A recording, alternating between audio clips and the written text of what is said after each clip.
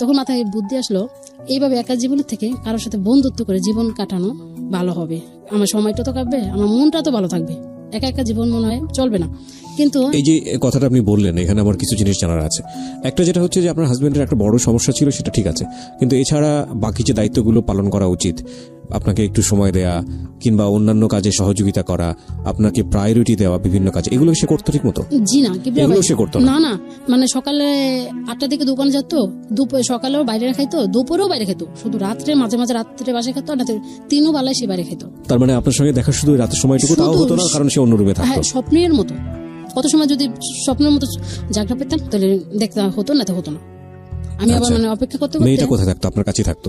না, মেয়েটা তার দাদুর কাছে থাকতো। তার মানে আপনি সারাদিন একা কিভাবে কাটাতেন? শুধু একা একা থাকতাম, কাজের মেয়ে এসে কাজ করে যেত। ব্যাকগ্রাউন্ডটা ভালো করে শুনবেন। স্টোরিগুলোকে যারা এন্টারটেইনমেন্টের জায়গা থেকে নিচ্ছেন, তাদের জন্য আমাদের সরি বলা ছাড়া আসলে কিছু বলার নেই। কারণ এই গল্পটা শুনছেন হয়তো মজার জায়গাটা থেকে অনেকেই, আপনার জীবনেও এমন ঘটনা ঘটতে পারে, সাবধান হন।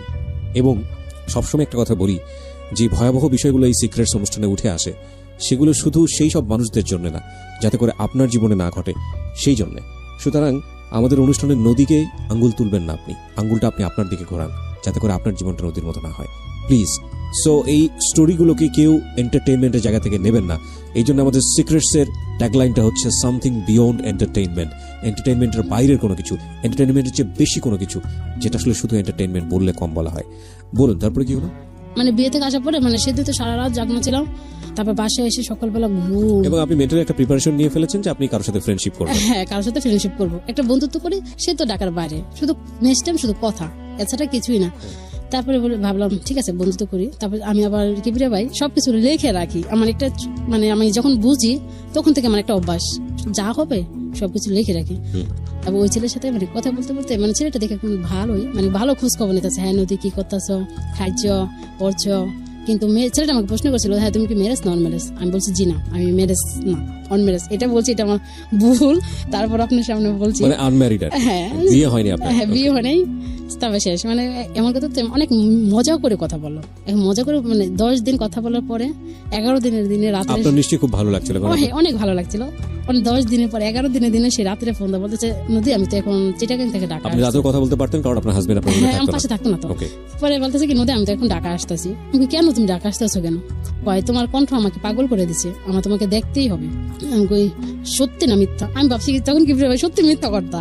তারপরে সে ঠিকই রাতে 12টার দিকে ট্রেন থেকে নেমে আমাকে ফোন দিয়েছে, দেখো না আমি তখন ঢাকা আসছি, তুমি মেয়ে মানুষ, এত রাত্রে বাসা থেকে বেরোতে পারবে না, তুমি এক কাজ করো, কালকে সকালে আমার সাথে কমলাপুর স্টেশনে দেখা করো। আমিও তো আমার লাইফের প্রথম আজকে ঢাকা আসছি, আমি কিছুটাই চিনি না, আর গাবতলে যাবো কি করে। সেদিন কি ভাই জানেন না, এত বৃষ্টি বলার বাইরে। আর আমি কমলাপুর স্টেশনে আমার লাইফেও কখনো আসিনি, তাও একটা ভয়ঙ্কর ব্যাপার। তো আমার হাজবেন্ড তো বাসায় না, দোকানে। তখন আমার শাশুড়ি মাকে বললাম কি, মা। ছেলেটার নাম কি ছিল? রাকিব। রাকিব, ওকে। কিন্তু আমি সবসময় আমার ছদ্ম নামই দিতাম, কখনো আসল নাম দিতাম না। নদী নামই বলতেন?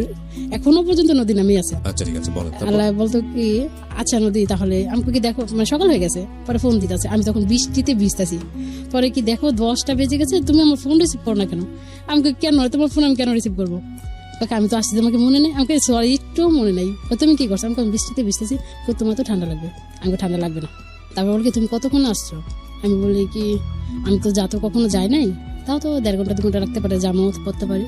তা বলকে আচ্ছা তুমি তাড়াতাড়ি আসো, আমার বিকেলে যাইতে হবে, এখন তো অলরেডি 10টা বেজে গেছে, এবং তুমি আস্তে আস্তে 1টা 2টা বাজতে পারে, বিকেলে ট্রেনে আমার যেতে হবে। তারপর আচ্ছা ঠিক আছে ওয়েট করো, আমি তাহলে আসছি। সে আমাকে কিন্তু দেখেনি। দেখার পরে তারপরে গেলাম, যাওয়ার পরে বলতেছে কি, তুমি কিসে করে আসতেছো? আমি বলছি আমি তো সিএনজি করে আসতেছি। সে কয়ে আচ্ছা বলো তুমি অ্যাড্রেসটা দাও, তোমার পরনে কি। আমি বলছি আমি তাও কিছু দেবো না, দেখি তুমি আমাকে চিনতে পারো কিনা। তারপর আচ্ছা ঠিক আছে অ্যাড্রেস দিতে হবে না, তুমি আসতেছো তো, এটা তো শিওর? আমাকে হ্যাঁ এটা শিওর। তারপরে বলে, তারপরে আমি যখন সিএনজিতে নাইমে ভাড়া দিচ্ছি, তখন আমাকে সে ফোন দিয়ে বলে, তোমার মাথায় কি লালন না? আমাকে কি হ্যাঁ, এটাই নদী? আমাকে হ্যাঁ। পরে গেলাম, আর একটা ফ্রেন্ডকে নিয়ে আসছিল, এই কথা বললাম, কথা বলে হোটেলে খাইলাম, বিলটা আমিই দিলাম, ওদেরকে দিতে দিলাম, কারণ এত দূর থেকে আসতে চিটাগাং থেকে। সম্পর্কটা কি ছিল আপনার? এই সম্পর্কে তার সাথে যে বললাম না, শুধু প্রেমের অভিনয়। অভিনয় তো আমরা বুঝতে পারছি, কিন্তু তখন পর্যন্ত ও কি জানতো যে আপনি ওকে লাভ করেন, ভালোবাসেন? হ্যাঁ, সে তখন ভাবতো কি, বলে কি নদী এখন তো আমি তোমাকে দেখছি, তুমি তো আমাকে দেখছো, তোমাকে এখন আমার অপছন্দ। আমি তো ভাবি আপনি তখনো কথা দেননি? না, নাকি আমি ঠিক বুঝতে পারছি না। ছেলেটা কি জানতো যে আমি তাকে ভালোবাসি, তাকে বিয়ে করব? এটা ছেলেটা জানতো, হ্যাঁ এই জন্য সে ডাকাতে আর আসছে। আপনার জায়গা থেকে বিষয়টা ছিল টাইম পাস। হ্যাঁ আমার কাছে বেশি ছিল টাইম পাস, কারণ আমার হাজবেন্ড আমাকে সময় দেয় না। এক্স্যাক্টলি। আপনি ছেলেটার নাম কি বলছিলেন যেন? রাকিব। রাকিব। তারপরে বলো কি, দেখো নদী তুমি তো আমাকে এখন দেখছো, এখন কি আমাকে অপছন্দ হয়? আমি বললাম কি না, পছন্দ তো হয়। তোমার কি আমার অপছন্দ হয়? কি না, তোমাকে তো মাথায় করে রাখবো যাতে আমি তোমাকে ভালোবাসি। তারপরে আমি বললাম কাকে চলো তোমাকে আমি এখনই নিয়ে যাবো। আমাকে না, এটা তো কিভাবেই সম্ভব না, আমি তো এখন বাসা থেকে কিছুটাই বলিনি, তাহলে তোমাকে আমার বাবা মা অনেকটাই করবে, থানা পুলিশ করবে, তোমার অনেকটাই ঘাবড়ে যাবে। তারপর বলে কি তাহলে কি করবো? আমাকে যাই তোমার বাবা মাকে নিয়ে এসো। তারপর বললো কি সত্যি বলতেছো, তুমি তো পর হয়ে যাবে না? আমি বললাম কি না, আমি পর হব না, তুমি যাও। তারপর সে আমাকে আরেকটা সিএনজি করে উঠাই দিল, আমি সরাসরি মিরপুরে চলে আসলাম। চলে আসার পরে ওই গেল, যাওয়ার পরে আমি পরের দিনকে ফোন দেওয়া, বলে কি তুমি ঠিক মতো পৌঁছাইছো? বলছে হ্যাঁ আমি ঠিক মতো পৌঁছাইছি, আমি বিকালবেলা আম্মুর সাথে কথা বলবো তোমার ব্যাপারে। আমি আচ্ছা ঠিক আছে বলো। আমার কাছে তাও মজা লাগতেছে, ওর আম্মুর সাথে সিরিয়াস ভাবে আলাপ করে আমার কাছে মজা লাগতেছে। তারপর এখন দেখি ওর আম্মু বলে কি থাক বাবা, তুই তো চিটাগাঙ্গের ছেলে, আর মেয়ে তো ঢাকায়, আমি আমাদের এখানে গ্রাম সাইড, ওই মেয়ে কিছু করতে পারবে না। আমাকে সে আবার এটা বলে, দেখো নদী তুমি দেখো আমাদের বাড়িতে গরু আছে, এটা আছে ওইটা আছে, মাটির ঘর, থাকতে পারবে? আমি তুমি যদি যেখানে রাখো সেখানেই থাকতে পারবো। অনেকটা মজা লাগতেছে। তারপরে দেখি সিরিয়াস, এখন বলতেছে তার মাকে নিয়ে শুক্রবার দিন ঢাকাতে মানে আমাদের বাড়িতে আসবে। তারপর শুক্রবার দিন আসবে শিওর, বলে তোমার বাবা মাকে বলে রাখো আমি আসবো, তোমার বাবা মা যদি না দেয় আমি তোমাকে তুলে নিয়ে আসবো, তুমি তো রাজি? আমি বললাম হ্যাঁ আমি রাজি, তুমি এসো। তারপরে তুলে নিয়ে আসবো। তারপরে দেখি সিরিয়াস আসবে, সবকিছু গুছাই নিছে, ওর মা বাবা বড় ভাই আসবে, তখন রাকিব চলে আসবে। হ্যাঁ রাকিব চলে আসবে আমাকে নেওয়ার জন্য অথবা যে কোনো একটা করার জন্য। আপনার বাড়িতে আসবে আর কি, মানে এই কি বলে এটাকে, বিয়ের দাওয়াত, কি বলে মানে সম্বন্ধ নিয়ে আসবে, প্রস্তাব নিয়ে আসবে। হ্যাঁ।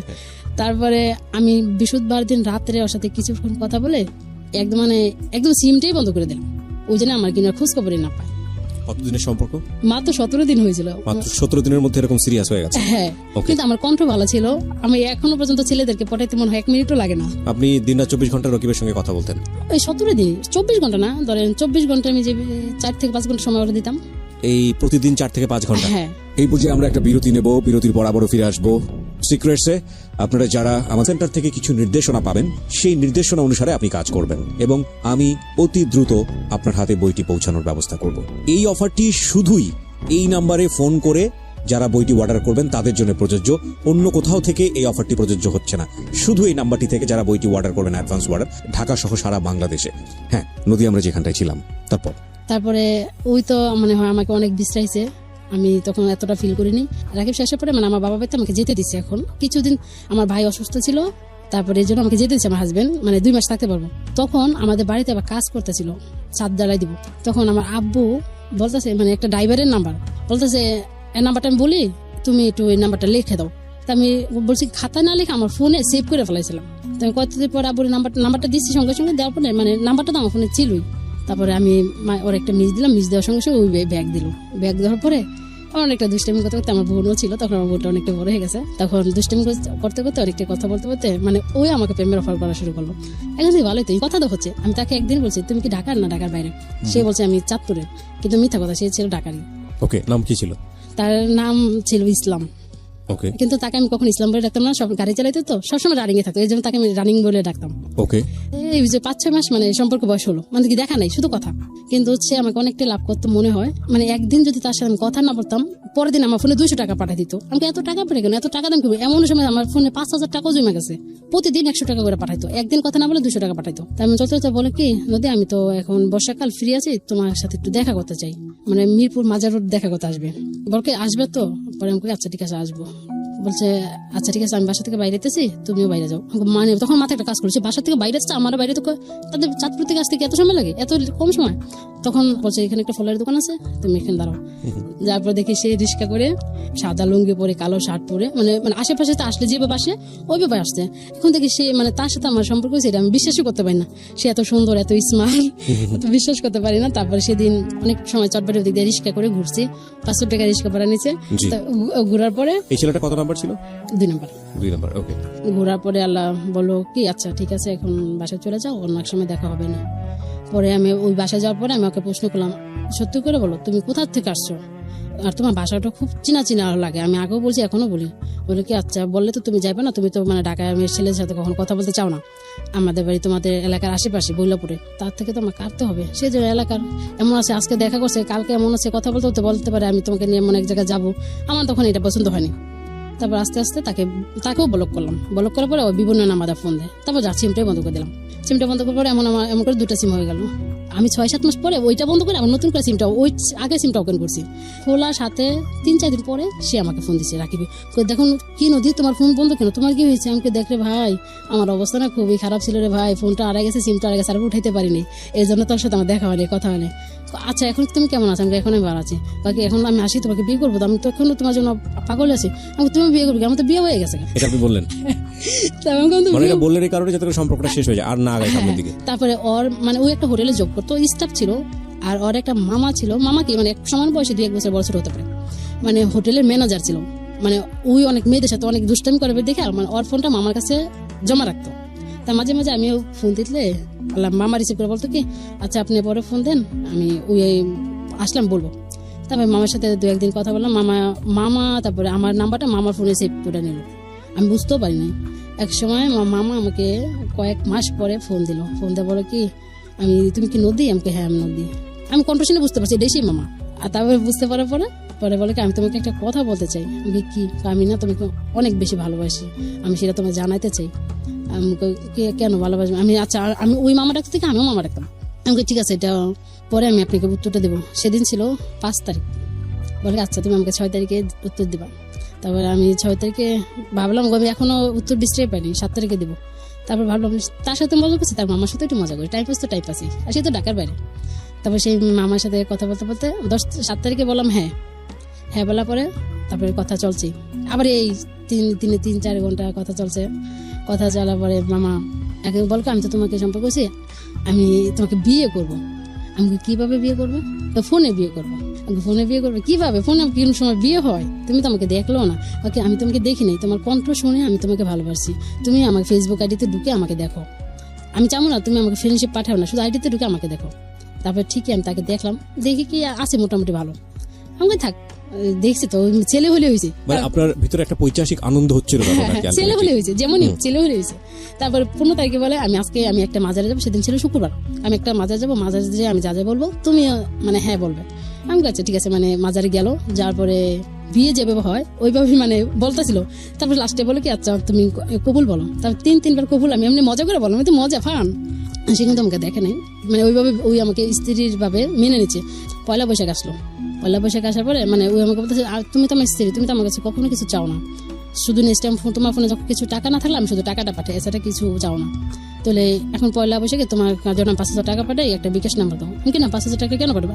আমার তো কি ভাই মানে টাকা পয়সার কিন্তু কিছু অভাব নেই, আমি টাকা দিয়ে কি করবো? আমার শুধু একটা এনজয় করা মজা করা এটাই। তারপরে তো তুমি আমাকে স্বামী হিসেবে মানো না? আমি মানবো না কেন? তাহলে টাকা নিবে না কেন? আমি বললাম আচ্ছা এখন লাগবে না, এখন রাখো, আমার যদি কখনো দরকার লাগে আমি তোমার কাছে চেয়ে নেবো। আচ্ছা ঠিক আছে আমি রেখে দিলাম, তুমি কিন্তু চেয়ে নিবে, এটা আমাকে চাপ দাও। একসময় বুঝতে পারে এত ওয়েটিং এ, ওর বাবা মা বুঝতে পারলো এত আমার ছেলের ফোন দোকান থেকে আসার পরে এত ওয়েটিং এ কেন থাকে। মানে ওর বাবা মা ওর জানার আমতে একটা মেয়ে ঠিক করে রাখলো, ওর মার অসুস্থর কথা বলে ওকে বাসায় নিয়ে গেল, বাসায় নিয়ে যে ওকে জোর করে বিয়ে করে দিল। সে বাসর ঘর থেকে বউ রেখে আবার রিটার্ন চিটাগাং চলে আসলো। তারপর বাবা মা তো বিস্তারিত আছে আমার ছেলে কই গেল। পরে ও যেদিন আসছে আইসে আমাকে ফোন দিচ্ছে, কি তুমি কোনো টেনশন করছো? আমি হ্যাঁ আমি তো টেনশন করছি। কারণ তুমি কি ঠিক আছো? আমি তো ঠিক নাই। কেন কি হয়েছে? কি জানো আমার জীবনে একটা দুর্ঘটনা ঘটছে। কি হয়েছে? আমার বাবা মা আমাকে বিয়ে করে দিয়েছে। তাহলে কবে বিয়ে করলো? আমি আজকে বিয়ে করে মানে বউ রেখে আমি কালকে বিয়ে করে আজকে চলে আসি রাত্রে। কে বলতেছে? রাকিবের মামা। রাকিবের মামা বলছে হ্যাঁ আমাকে কেন চলে আসছে? একটা মেয়েকে বিয়ে করলে কেন চলে আসছে? রাকিবের সঙ্গে তো আপনার সম্পর্ক ছিল, পাশাপাশি ছিল, নাম্বার চেঞ্জ ছিল। রাকিব তো ব্লক করা অবস্থায় এখন রাকিবের মামার সঙ্গে সম্পর্ক আছে। ওকে, তারপরে আমাকে কেন চলে আসলে? তাহলে তুমি যাও। মানে তারপরে বাবা মাকে ফোন দেয়, তারপরে মেয়ে কি আর এইভাবে থাকবে এই বাড়িতে? তারপর মেয়ে বাবা বাড়িতে চলে গেছে। মানে এমন করে আবার ঈদ চলে আসছে, রোজার ঈদ চলে আসার পরে তারপর বলে কি দেখো কি বলো, আমি কি বাসায় যাবো? আমাকে বাসায় যাবে না কেন? যাও। কি আচ্ছা ঠিক আছে যাই। কিন্তু যাওয়ার পরও মেয়ের সাথে কিন্তু নাই। তারপর তখন একটা করে এলো, মানে ওর মেয়ের গার্জেন বললো কি বলছে বলে তুমি আমার মেয়েকে বিয়ে করছো, তাহলে এইভাবে রেখে চলে গেলে কেন? এইভাবে কি আমার মেয়ে থাকবে? আপনাদের মেয়েকে বিয়ে করার আগে আমাকে প্রশ্ন করছিলেন? যদি না থাকে নিয়ে যান। তারপরে তখন মেয়ের কাবিন ছিল 5 লাখ টাকা।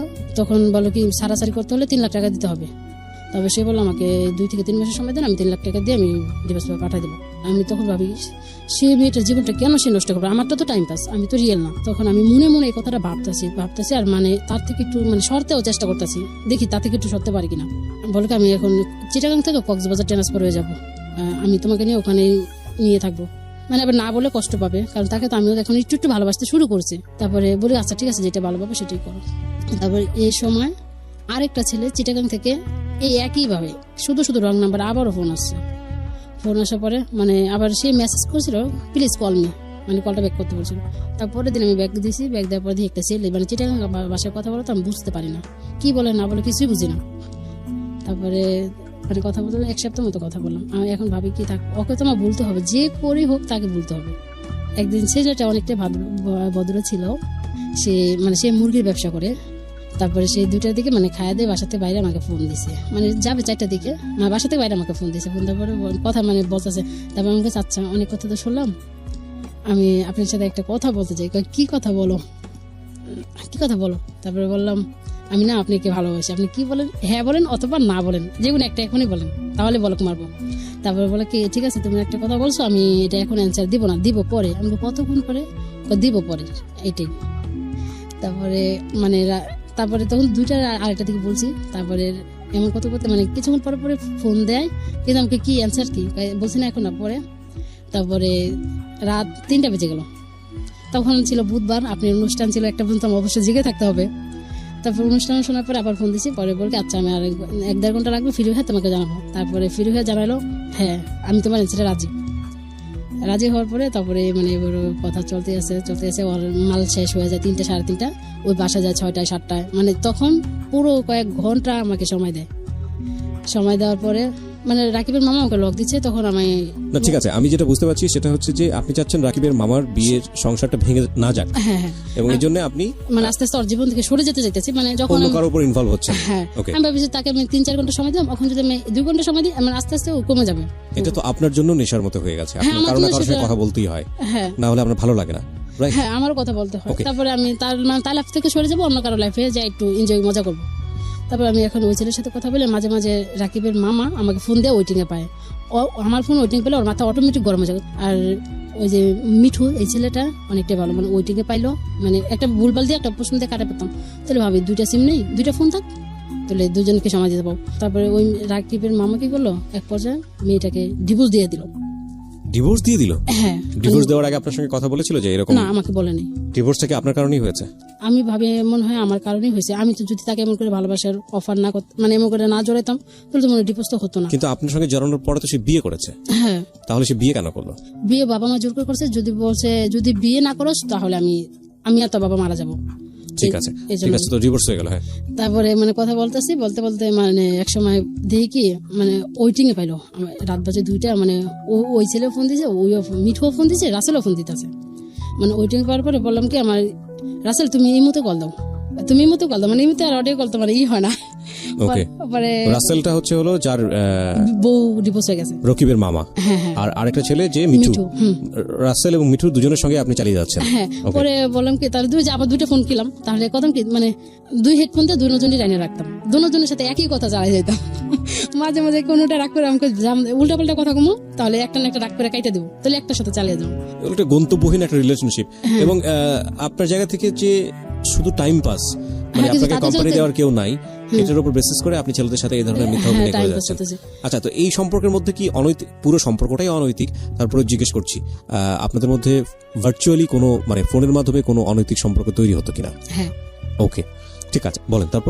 তারপরে একদিন মিঠু বলতেছে দেখো নদী, তুমি তো আমাকে কখনো তোমার ইমো নাম্বারটা দিলা না, তোমার হাতে তো অ্যান্ড্রয়েড সেট আছে, তোমার ফেসবুক আইডি পাইছি, আমাকে তুমি দেখা করে ফেসবুক আইডি করতে পারলাম, কারণ মনের টানে সব পাইতে পারি।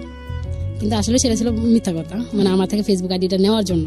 তারপর আমি ফেসবুক আইডিটা দিলাম, ফেসবুকে ঢুকে দেখো বলো কি মাশাআল্লাহ তুমি তো একদম পাগল করা রূপ নিয়ে আমাকে পাগল করে দিয়েছো। ওকে ঠিক আছে, তুমিও আমার আইডিতে। ওটা কি রিয়েল ছবি ছিল আইডিতে? হ্যাঁ, রিয়েল ছবি ছিল। ওকে, আমরা এই ফাঁকে প্রিয় শ্রোতা নদীর একটা ছবি আমরা আমাদের ফেসবুকে দেখাচ্ছি, স্টুডিও পিকচার যেটাকে বলে। আপনারা চাইলে ওনাকে দেখার জন্য আসতে পারেন। আমাদের ফেসবুকের ঠিকানা www.facebook.com/kibria.rj। আমি আবারও বলছি www.facebook.com/kebria.rj। পেজটি আরজি কিবরিয়া নামে আছে, প্লিজ লাইক দিয়ে দেবেন। ফেসবুকে আইডি দেখলাম আপনার। হ্যাঁ, তারপরে মানে এমন করে কথা হচ্ছে, তারপর আমিও তার মানে আমি যেরকম ছেলে পছন্দ করতাম, মানে বলতাম তোমার কোন ধরনের ছেলে পছন্দ, তা বলতাম আমার মানে ছেলেদের মানে থাকবে সুন্দর, হ্যান্ডসাম, হালকা হালকা দাড়ি, মানে এরকম ছেলে। দেখি কি তার আইডিতে ঢুকে ঠিক আমি যেরকম পছন্দ করতাম ঠিক একই রকম কিবরিয়া ভাই। তারপরে বললাম কি তুমি তো একদম দেখার মতো ছেলে, পছন্দ হয়েছে? আমাকে হয়েছে তো। তারপর রাকিবের মামা মানে এমন করে, তারপর এক সপ্তাহ বলো দেখো নদী আমি তো ওকে ডিভোর্স দিয়ে দিছি, তুমি কি বলো? তুমি আমাকে তো বললে কেন ডিভোর্স দিলে কেন? পরে আমি তারপরে সেদিন 21 তারিখ ছিল, আমি বললাম কালকে 22 তারিখ, তুমি কালকে ফোনে একটু এমপি ঢুকে আমি তোমাকে একটু ভিডিও কলে দেখবো, মানে সেই দেখাই হবে শেষ দেখা। তো আচ্ছা দেখলাম, দেখার পরে বললাম কি তুমি আমাকে আর কখনো দেখতে পারবে না, আমি তোমার জীবন থেকে চলে যাবো সারা জীবনের জন্য। ওই মনে হচ্ছে কিনো দুর্ঘটনা ঘটাবো, কিন্তু আমি কিছুটাই করবো না। তারপর সেদিন থেকে আর আমি সব জায়গাতে ব্লক করে দিলাম, যোগাযোগ নেই। তারপর সেই নতুন একটা আইডি খুলে আমাকে ফ্রেন্ডশিপ পাঠিয়েছিল, তারপর সেটা আমি অ্যানসার করছি, আমার ছবি টবি কিছু ছিল না, কিন্তু ওই মাঝে মাঝে করতো, মানে আমাকে নিয়ে অনেক কথা বলতো, নদী তুমি আমাকে কষ্ট দিও না, ফিরে আসো আমার জীবনে যেখানেই থাকো। আমি ঘটনাকে একদম সংক্ষিপ্ত করে ফেলতে চাই। আপনি এরকম কতগুলো ছেলের সঙ্গে জড়িয়েছেন এখন সব মিলিয়ে? এই 12-13 জন হবে। 12 থেকে 13 জন। এবং এদের ব্যক্তি জীবনে অনেক ধরনের ক্ষতি হয়েছে আপনার এই সম্পর্কে। আপনার কি ক্ষতি হয়েছে? আমার ক্ষতি হয়েছে মানে আমাদের এলাকার মানে একটা ছেলে আমাকে কাকিমা বলে রাখতো, আমাদের না ছেলেদের বাড়ি হচ্ছে মানে সিঙ্গারে, মানে আমাদের এখানে ভাড়া থাকতো, আমাদের বাড়িতে গেটে ঢুকতো না, মানে ফলো করতো। সে এমনি মাঝে মাঝে আসতো, কথাবার্তা বলতো, শেষ। আমার শাশুড়ি মাও থাকতো, আমার বাগনিও থাকতো, সে আসতে আমাদের বাসায়। আসার পরে মানে আমার মেয়েটা তখন আমার কোলে ছিল, মানে 8টা বাজে তো, মানে ছোট মানে ঘুমায় যাবে, ঘুমাচ্ছে, তখন আমি ওরে শোয়া মানে করলাম, মানে মুসুরিটা টানাচ্ছি, মুসুরি টানা, সে মানে কয়েকটা সেলফি নিছে আমার, আমি জানি না সে কেন সেলফিটা নিছে, এমন নিছে সেলফিটা নেওয়ার পরে মানে কিছু লোক মানে হঠাৎ করে মানে মেয়েটা শোয়ার পর মানে ওরা হঠাৎ করে আমার রুমে ঢুকে পড়ছে। আমার শাশুড়ি ছিল, বাগনি ছিল, ওরা ওই রুমে ছিল, আর ছেলেটা আমার রুমে ছিল। মানে হেরা ভাবছে কি না কি কথা, কি বুঝবে আজকে আমি সত্য কথা বলতেছি, তার সাথে আমার এমন কোনো সম্পর্ক ছিল না। হঠাৎ করে আমার রুমে এসে বলে যায় তুই এই বেতে সুস্কিলা, বলার পরে যে মেয়েও থুতুপুতু খাই গেছে। কি রে, কি হলো, কি কারণে এলাম, কি হলো? পরে তাকে অনেক মারলো। আমাদের বাড়ির পাশে একটা ক্লাব আছে, মানে এলাকার নেতা ফেতাদের, ওরা ওই ক্লাবে নিয়ে গেলে অনেক মারলো, কিন্তু আমাকে কিছু বলেনি। তখন আমি বলছি আমাকে তোমরা কিচ্ছু করতে পারবে না, আমার হাজব্যান্ড আছে, তাকে তোমরা ফোন দানো, সে যদি আমাকে ছেড়ে দেয় তাহলে দিবে, তোমাদের বিচারে রায় যদি আমাকে ছেড়ে দেয় তাহলে দিবে, আর আমার হাজব্যান্ড যদি আমাকে নিয়ে খায় তাহলে তোমরা কিছু বলতে পারো না, আমার গায়ে একটা হাতও দিবে না। তারপরে বলতেছে ঠিক আছে, ওই তো এবারে বউ, ওরা কিছু বলতে হবে না, ওরে মাদিকা, ওর ইচ্ছা মতো। কিন্তু ওরা অনেক মারছে, মারার পরে রাত্রে ওরা আমার হাজব্যান্ড দোকান থেকে আসছে, আসার পরে রাত্রে মানে এলাকার অনেকজন, কি বলবো কি রে ভাই, আমি তখন লজ্জায় মাথা হেট হয়ে গেছে, আমি কি করলাম, কি হলো, কিছু তো হলো না কেন? পরে এলা বিচারে ডাকানোর পরে বললো তুমি যদি মানে সব বিচার যা সবকিছু হলো, ওই ছেলের সাথে আমার কখন দেখা হবে না, কথা হবে না, আমার নাম্বার চেঞ্জ, ছেলের নাম্বার চেঞ্জ, সবকিছু মেনে নিল। এখন বলতেছে তুমি যদি এই বউ নিয়ে খেতে চাও তাহলে তোমার 1 লক্ষ টাকা জরিমানা দিতে হবে, আজ না দিলে কালকে ভিতে দিতে হবে। তারপর আমার হাজবেন্ড মানে 1 লক্ষ টাকা, এটা এই সাধারণ কাজের জন্য, আমি একটা এলাকার ছেলে, এই সাধারণ কাজের জন্য 1 লক্ষ টাকা জরিমানা, তোমরা এটা কি বলো, ডাকাতের কথা বলো? তারপরে সে বললো ঠিক আছে 50,000 টাকা কালকে নিয়ে নিও। আমার হাজবেন্ড পরের দিন 50,000 টাকা দিয়ে দিল। 50,000 টাকা দেওয়ার পরে তারপর সে আমাকে প্রশ্ন করলো তুমি কি সত্যি বলো এমন ধরনের কাজে জড়িত আছো? আমি বললাম না, আমি এমন ধরনের কাজে জড়িত নেই, তোমার প্রবলেম থাকতে পারে ঠিক আছে, কিন্তু আমি এমন কাজ কখনো করতে পারি না। তারপরে কি ভাই জানেন, সে আমার দুলাভাই আসছিল, মানে আমার বাবা বাড়িতে কাউকে জানায়নি, শুধু আমার। আপনার এই ঘটনা মোটামুটি সবাই জেনে গেল? সবাই জেনে গেল, মানে এলাকা সবাই জেনে গেল, মানে অমুকের বউ এই কাজটা করছে, কিন্তু একদম মিথ্যা। আমি আজকে আপনার সামনে মিথ্যা কথা বলবো না, সবাই শুনবে এই ঘটনাটা। তারপর বলছে কাকে ঠিক আছে তুমি আর কখনো কারোর সাথে কথাবার্তা বলো না। আমি তখন বলছি এই ফালতু ছেলেদের সাথে কথাবার্তা বলো না, আর বাড়িতে আসতে দিও না। কেন দিছো? জাগা ওরা ওইসব আপদ বেলায় গেলে কি হইব? আমি বললাম দেখো এমন ঘটনা, এই জন্য আমি ডাকাইছি, এর জন্য কিছুই না, তো আমি জানি। তারপরে ছেলেটা মানে সেদিন আমি বুঝতে পেরেছি ঘটনা অনেক জটিল, অনেকগুলো ছেলে যেহেতু আপনার সঙ্গে ভাবে ইনভলভ হয়েছে, সুতরাং তাদের ব্যক্তি জীবনে অনেক ক্ষতির সম্মুখীন তারা হয়েছে। শেষমেশ কি দাঁড়িয়েছে? এখনকার কি অবস্থা? এখনকার অবস্থা মানে সবাই আমার জীবন থেকে আমি ইচ্ছা করি মানে আস্তে আস্তে ছাড়াই দিছি। এখন শুধু আছে মিঠু। মানে আজকে আমি ওকে বলছি এমন ঘটনা আমি FM যা বলবো, তুমি প্লিজ আমার গল্পটা শুনো, মানে ওই শুনবে বলছে। শোনার পরে মানে শোনার পরে সম্পর্কটা শেষ হয়ে যাবে। আমি ভাবছি তো আপনি আমাকে একটা কথা বলেন, হাজবেন্ডের সমস্যার সমাধান কি হয়েছে? না স্যার, সমাধান এখনো হয়নি। হয়নি। তো হাজবেন্ডের এই সমস্যার সমাধান না হওয়ার প্রেক্ষাপটেই আপনি এমন একটা দিন শুরু করেছিলেন, এমন একটা জায়গাতে শুরু করেছিলেন মানুষের সাথে টাইম পাস করা। হ্যাঁ। কেউ কেউ হয়তোবা সেটাতে হাজবেন্ডেরই দোষ ভাববে, কিন্তু আপনার হাজবেন্ড তো কারেকশন হয়নি। আপনি এতগুলো ছেলের সঙ্গে অনৈতিকভাবে জড়ালেন, সেটা ফোনের মাধ্যমে হোক আর যেভাবেই হোক না কেন, আপনি তো শেষমেশ সুখের দেখা পেলেন না, পেয়েছেন কি? না মানে যেমনটা আছে, মানে পুরা পাশটা সবই আছে, শুধু একটা অভাব, তার ভালোবাসা থেকে আমি বঞ্চিত। তো এই জিনিসটা যেহেতু আপনি অন্যভাবে পেলেন না, তাহলে মানুষদেরকে আপনি কি সাজেশন দিবেন? আজকের অনুষ্ঠান থেকে কি বলার আছে যারা শুনছেন আমাদের এই সিক্রেটস?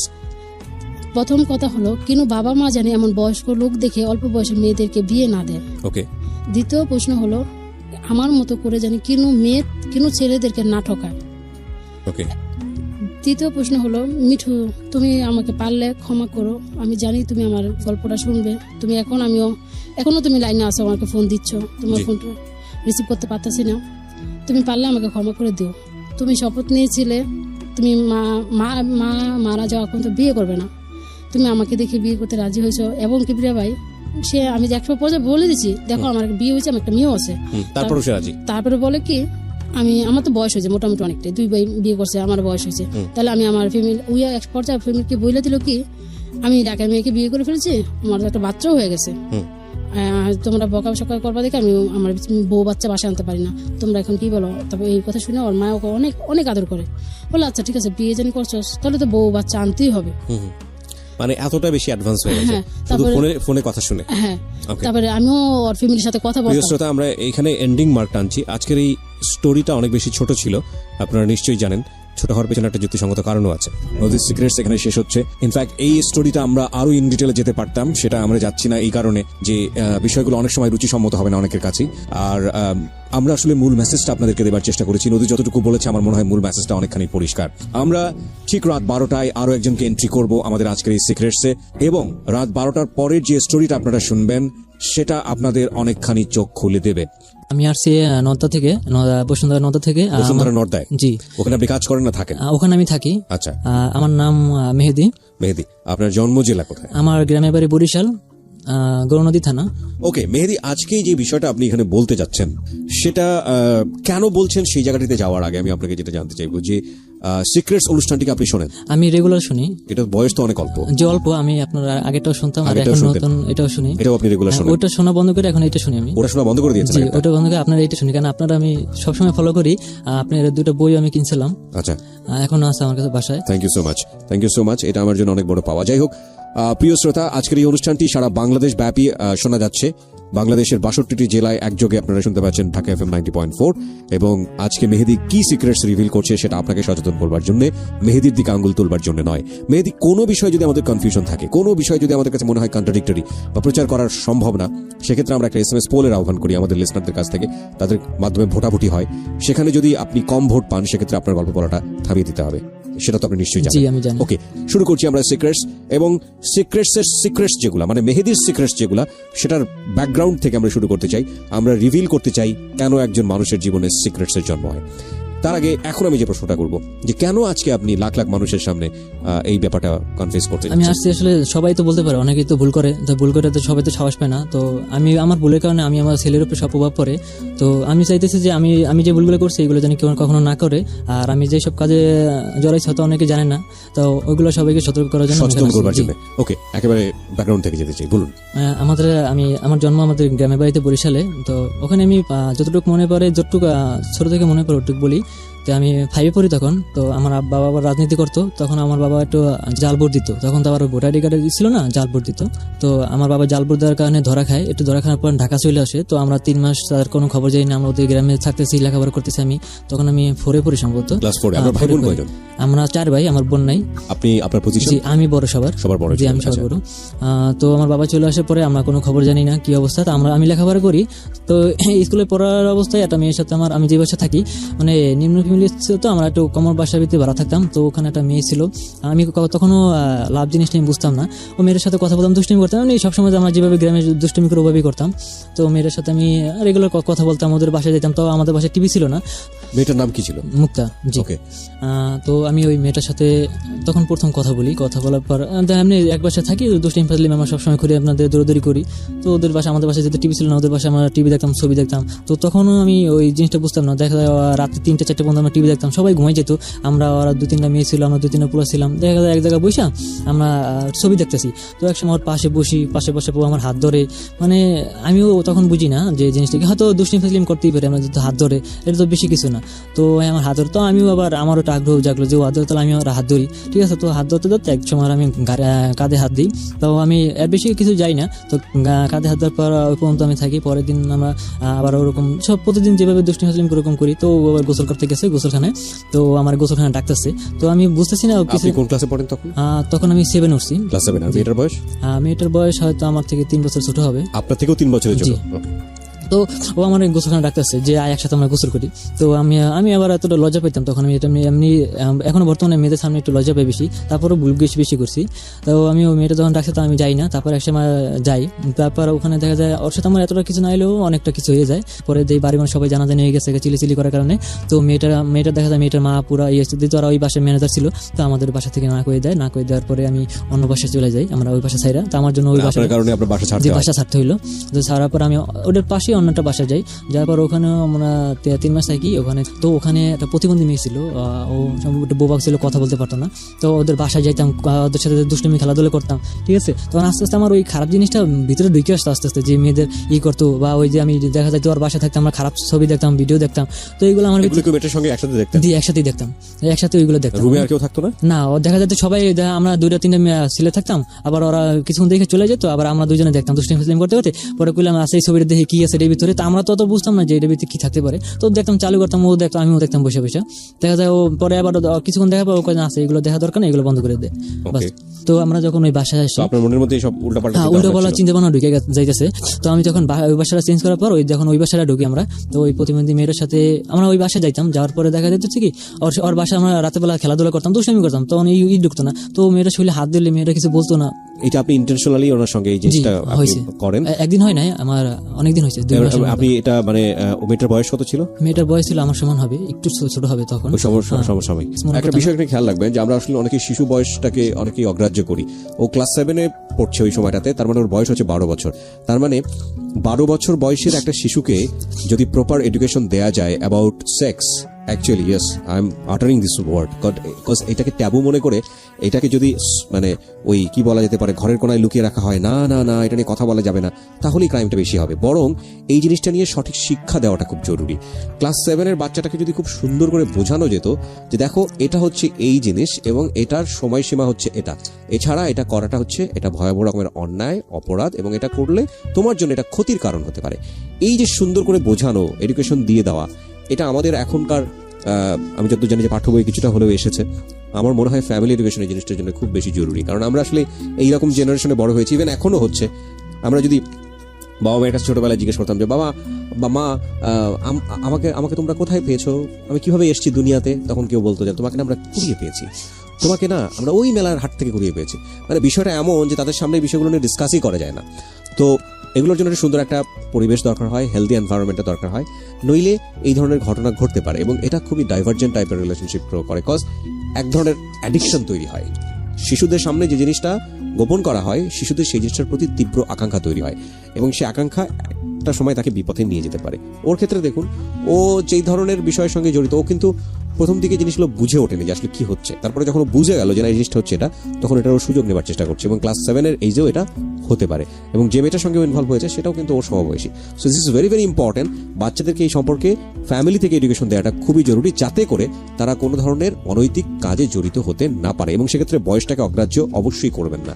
আর এদিকে তো আমি লেখাপড়া করতেছি, দেখা যায় লেখাপড়া করতে করতে পোলাপানের সাথে চলতেছি, সিগারেট খাইতেছি, আমি ধূমপান জীবনযাপনটা চলতেছে আমার রেগুলার, মানে এটা আমার আরো আগে থেকেই চলতেছে, ঠিক আছে। তো আমার বাবা কি করলো, একটা মুরগি দোকান আছে আমাদের এলাকায়, ওই এলাকায় ওই মুরগি দোকান আমাকে চাকরির জন্য দিল। আমি লেখাপড়া করো, তুমি সময় পেলে ওই দোকানে গিয়ে তুমি একটু কাজ করলা, তুমি কিছু টাকাও পাইলা। তো আমি দোকানে কিছুদিন থাকি, থাকার পর দেখা যায় আমার টাকার ভিতরে লোভ এসে পড়ে। তো আমি কি করতাম, ওই দোকান থেকে আস্তে আস্তে করে টাকা চুরি করা শুরু করলাম। যে যেমন তারা সবসময় আমার বিশ্বাস করতো অনেক, কারণ আমাদের বাসার কাছে ছিল, তো খুব বিশ্বাস করতো। তো আমি ওই বিশ্বাসটা সুযোগটা নিলাম। ওই চুরি চলতেছে, হ্যাঁ চুরি চলতেছে আমার, এটা চলতেই আছে। আমি ওই চুরি টাকা জমাইয়া আমি একটা ব্যাংক কিনছি, ব্যাংক কিনে ব্যাংকে টাকা ঢুকাইতেছি। তো এরকম ওখানে 1 বছরের বেশি করছি। লাস্ট যেদিনকে আমি বেশি টাকা ধরতে গেছি 1000 টাকা, তো ওই দিনকে আমি ধরা খেয়ে যাই বলতে আমি টাকাটা সরাইছি, ওনাদের টাকাটা গুনে রাখছি আমি জানি না। সকালবেলা চোরের 10 দিন গৃহস্থের 1 দিন। কিন্তু এখানে কয়েকটা ফ্যাক্ট আছে। একটা হচ্ছে চুরি করতেছে, ওর চুরির নেশাটা বাড়তেছে, কারণ ওর খরচের জায়গাটা বাড়তেছে, 1। 2 নম্বর হচ্ছে হলো যাদের সঙ্গে ও মিশতেছে তারা কারা, এটা হচ্ছে একটা ফ্যাক্ট। একটা কথা আছে, সৎসঙ্গে স্বর্গবাস, অসৎসঙ্গে সর্বনাশ। So please be careful on this issue. আমরা বারবারই একটা কথা বলি যে একজন অপরাধীর ধাম করে জন্ম হয় না, এটা মাটি ফুঁড়ে বের হয় না, এটার পেছনে শক্তিশালী কারণ থাকে। একজন অপরাধীর রাতারাতি জন্ম হয় না, এটার পেছনে শক্তিশালী কারণ থাকে। এবং একজন অপরাধী ভয়াবহতম অপরাধী তখনই হয় যখন তার সেই জিনিসটার প্রয়োজন হয়, এবং প্রয়োজনটার শক্তিটাও, প্রয়োজনটার চাহিদাটাও, যে যাই বলি না কেন, তীব্রতর হয়, তখন সেই লেভেলে সে অপরাধ করে। এবং আমরা ব্যাকগ্রাউন্ডে আছি, আমরা দেখছি কিভাবে মেহেদি ধীরে ধীরে অপরাধী হয়ে উঠছে। হ্যাঁ বলুন। তারপরে আমি ওখান থেকে আসার পরে আমি চিন্তা করছি আর কারোর সাথে চলাফেরা করবো না, লেখাপড়া করবো, কোনো জায়গায় চাকরি করবো না, এখন সুন্দর মতন চলবো। তো আমি কি করলাম, তো আমি আবার গার্মেন্টসে। এই ফিল্ডটা আপনার কেন হলো?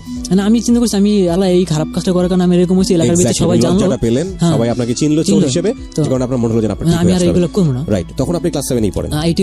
ক্লাস 8 পড়েন, ওকে। তো আমি আবার চিন্তা করলাম যে আমি চিন্তা করলাম যে তাহলে আমি চাকরি আর একটা করবো, গার্মেন্টসে চাকরি করবো, গার্মেন্টসে ঢুকবো, ঠিক আছে। গার্মেন্টসে চাকরি করার পর দিয়ে যে গার্মেন্টসে ঢোকার পর দিয়ে স্কুলে সময় দিতে পারি না। তো আমি দেখা যায় গার্মেন্টসে সকালবেলা যাইতে হয়, রাতেবেলা আইতে হয়, তো আমি স্কুল যাইতে পারতেছি না। 15 দিন করার পর আমি আইসে পড়ি, আসার পর আমি 8 পরীক্ষা দিয়ে 9 উঠি। তো 9 ওঠার পর আমি লেখাপড়া একটু কেমন ড্যাম খেয়ে যেতেছি, রেজাল্ট খারাপ করতেছে আস্তে আস্তে করে। তো আমি আবার নতুন একজনের সাথে পরিচয়, তো ওর কারণে আমি আবার দেখা যাইতেছে আরো 20টা পোলাপনের সাথে চলাফেরা করতেছি, সবাই একসাথে বসতেছে। আমি কি রে তোরা তো সবাই আড্ডা মারোস, তো আমার একজন তোর সাথে আড্ডা নিস, আমার ভালো না বাসে বই থাকতে, কই আই সবার সাথে পরিচয় করে দিম। তো 1 দিন 2 দিন করতে করতে দেখা যাচ্ছে সবার সাথে আমার রেগুলার মানে কথা হইতেছে, আবার নতুন করে আবার শুরু হইলো।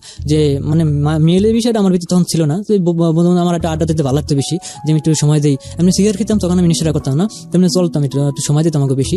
তো ওরা দেখতাম আস্তে আস্তে ওরা দিয়ে বেশি জ্ঞান ঠাঞ্জামে যায়, মারামারিতে যায়। আমার ওই বন্ধু বলতেছে আমার এক বন্ধুরে মারছে, চল আজকে ওরা গিয়ে মারমু, ওকে এলাকায় যাই মাইরাম। তো আমরা ওকে এলাকায় যাই, দেখা যায় হকি স্টিক লয়ে যায়, অনেকে চাপাটি লয়ে যায় কারণে মানে আমি তখনও বুঝতাম না জ্বর এইগুলো, হয়তো ওরা আগে থেকে এইগুলো করতো, তা আমি কখনো এইগুলোর ভিত্তি করি না। আমি সাহস পেতাম না যে একটা আমি চাপাটি হাতে দিম বা একটা হকি স্টিক হাতে লড়মু, একজনের বাড়ি দিম, তো আমার তো সাহস ছিল না। তো আমি ওর সাথে যাই ওখানে, যাওয়ার পর ওরা দেখতেছে ওকে এলাকায় খুঁজে পায় না, ওদের এখানে একটা বালুর মার আছে, বালুর মারে গিয়ে দেখে ওরা সবাই মিলে গাঁদা হইতেছে 7-8 জন। তো আমরা গেছিলাম মানে 20 থেকে 25 জন। তারপর ওখানে পাওয়ার পর ওরা কিছু করার আগে মানে আমরা যে মানে কে কারা হেডার আমরা অত দেখি না, মানে যে যেমন পারতেছে অমনে মারতেছে, মানে হাত দিয়ে প্রথমে কিছু কইতেছে না, হাত দিয়ে মারতেছে। মারার পরে একজনে দেখতেছে যে হকি স্টিক বাইর করছে, মানে দৌড় দিয়ে গিয়ে আবার ওই জায়গায় সব দিতে ওই জায়গায় বাসা, ওরা সব জানে ওরা ওই জায়গায় কোন জায়গায় রাখে। তো একজনে হকি স্টিক বাইর করে লইতেছে, চাবাটি বাইর করে লইতেছে। তো আমার এক বন্ধু ছিল, ওর কাছে ছিল হয় চাবাটি, ওই কি করছে, ওই গিয়ে দৌড় দিয়ে গিয়ে ওরা একটা কোপ মারে, কোপার পর পায়ের পাশে কোপটা লাগে, লাগানোর পর দেখা যাইতেছে ও কোপটা মারে ও সইরা যাওয়ার পর ছেলেটা সইয়া পড়ে, আর কোনো চান্স থাকে না। আমি ওই কোপ দেখে আমারও মানে আমি মাথা ঘুরাইতেছে, আমি কি করবো। তো আমার কইতেছে দোস্ত তুই এই হকি স্টিক ল এটা দিয়ে বাড়ি মার। তো আমার সাহস হইতেছে না, ও কইতেছে কি তো সাহস নেই। আমি কইছি না সাহস থাকবে না, কিন্তু তো আমার এগুলো ভালো লাগে না।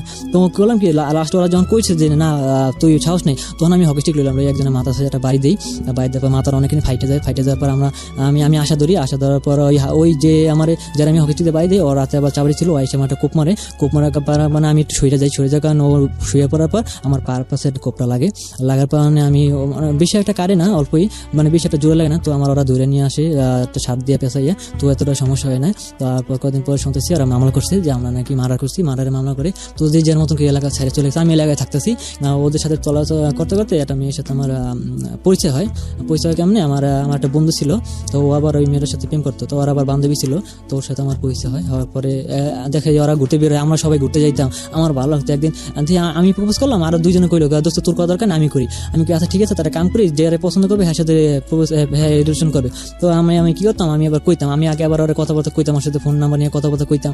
তো মায়েরা বুঝতো না, তো আমি কইছি আচ্ছা দেখো সত্যি আসলে সামনাসামনি বলি, আমি পিছনে কথা বলবো না, আমি তোমার সত্যি পছন্দ করি, তুমি তুমি কি বলো? তো বলতেছে আসলে আমি দেখি, চিন্তা ভাবনা করে দেখি। তো আমার আচ্ছা ঠিক আছে, ও চিন্তা ভাবনা করলো, করার পরে ও 15 দিন পর রাজি হয়। রাজি হওয়ার পর আমার রিলেশন চলে, কিন্তু ওরকম খারাপ হইতে যায় না, আমরা ঘুরতে যাই, হাত ধরে হাঁটি, ঠিক আছে, এইভাবেই যাই।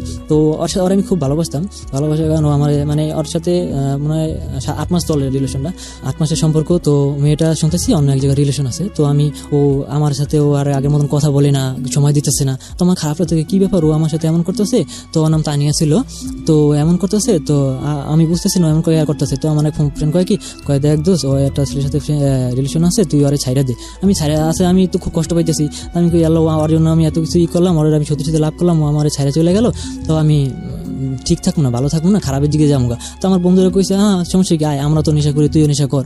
তো আমি আবার দেখা যাচ্ছে ওর সাথে দেখা যায় নানান ধরনের নেশা করতেছি, করতে করতে একসময় আমার লেখাপড়া বন্ধ হয়ে যায়, আমার বাপা বন্ধ করে দেয়, ঠিক আছে, নেশা করতেছি, কোনো সমস্যা না, ঠিক আছে। ওখানে একটা মেয়ের সাথে আমার একটা রিলেশন হয়, ঠিক আছে। এই মেয়েটা কোথায় পেলেন আপনি? ওই গার্মেন্টসে চাকরি করার অবস্থায়। গার্মেন্টসে চাকরি, মানে আপনি চাকরি, আপনি লেখাপড়া ড্রপ করেছেন কোন ক্লাস থাকতে? তখন এসএসসি পরীক্ষা দিয়ে বেরোনোর পরে আমি লেখাপড়াটা একদম বাদ দিয়ে দিই, ড্রপ করে আপনি গার্মেন্টসে ঢুকি। ওই গার্মেন্টসে গিয়ে এই মেয়েটার সঙ্গে জি, পরিচয়। ওই মেয়েটার নাম কি ছিল? মেয়েটার নাম ছিল রিমা। মেয়েটার নাম রিমা। হ্যাঁ, তো ওদের এলাকা একটু খারাপ ছিল। ওই আমি যাইতেছি, তো ওনারা দেখে লাগছে আমি ওই মেয়েটার সাথে আসছি। ও মেয়ে ওই মানে ওই মেয়েটার দুলাভাই, হ্যাঁ দেখলো। তো ওই ওনার দুলাভাই যে আবার সন্ত্রাসী টিপটা ছিল, ওটা আমি জানতাম না। তো আমি ওই মেয়েটার বাসা দিয়ে আসার পরে আমার রাস্তা আসার সময় আটকাইছে। আটকানোর পর ওনারা মনে হয় 7-8 জন পোলাপাইন ছিল আমার সামনে। আমার একটা চিপা ঢুকে বড় বড় রান্দা বার করলো, তোর আজকে কোপ দিয়ে কলা ফালাই দিম, তো সাহস কেমন হয়, তুই ওই মেয়ের সাথে এখানে আইসোস? হ্যাঁ, আমি কইছি আসলে একসাথে চাই করি, তো আমি ওরা দিতে আসছি এই কারণে। ও তো ভয় পায়, কয় ও ওরে দেওয়ার জন্য কি তোর আর বাপা কি তোরে রাখছে নাকি, আমরা আছি না, ঠিক আছে। তো আমি কিছু আচ্ছা ভাইয়া ভুলে গেছে গা, তো আমি আর করবো না, তো মাফ করে দেন।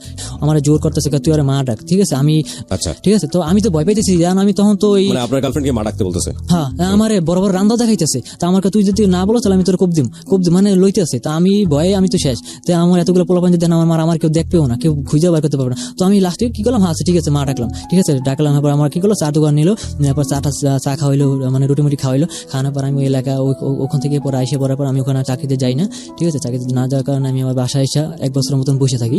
বসে থাকার পরে আমি দেখা যায় আমি আমার মামার বাসায় আইসে পরে রামপুরা থাকে ওনারা। তো আমার মামা আবার ওখানে ছোটা ফ্যাক্টরিতে সুপারভাইজার ছিল। তো আমি ওই ছোটা ফ্যাক্টরিতে জব নিই। আমার মামাকে তুই তো বসে থেকে তো লাভ নেই, তো একটা কাজ কর, তুই গিয়ে কাজ শেখ। তো আমি 15 দিন শিখি, 15 দিনের মধ্যে আমি সব পুরো কমপ্লিট শিখে যাই। শিখে যাওয়ার 15 দিনে আমি প্রথম মাসে 12,000 টাকা স্যালারি উঠাই, মানে প্রোডাকশনের কাজ। মোটামুটি একটু হালে আসছেন, আমি যেটা বুঝতে পারলাম, যে ঠিক আছে একটু অন্যায় পথ থেকে, একটু কুপথ থেকে সরে নিজে কাজ করতেছেন, পয়সা করে রোজগার করতেছেন, পরিশ্রম করতেছেন। হ্যাঁ, তো এদিকে আমি যে ফ্রেন্ডের সাথে, আমি নতুন ফ্রেন্ডের সাথে চলাফেরা করতেছি, তো ওরা আমার অগোর সাথে আমার একটা বেস ছিল, আমার 10 জনের 11 জনের। তো আর ওই আমার একটা ফ্রেন্ড ছিল যে আমার সবচেয়ে ক্লোজ ফ্রেন্ড ছিল। তো ও আবার একটা মেয়ের সাথে রিলেশন করে।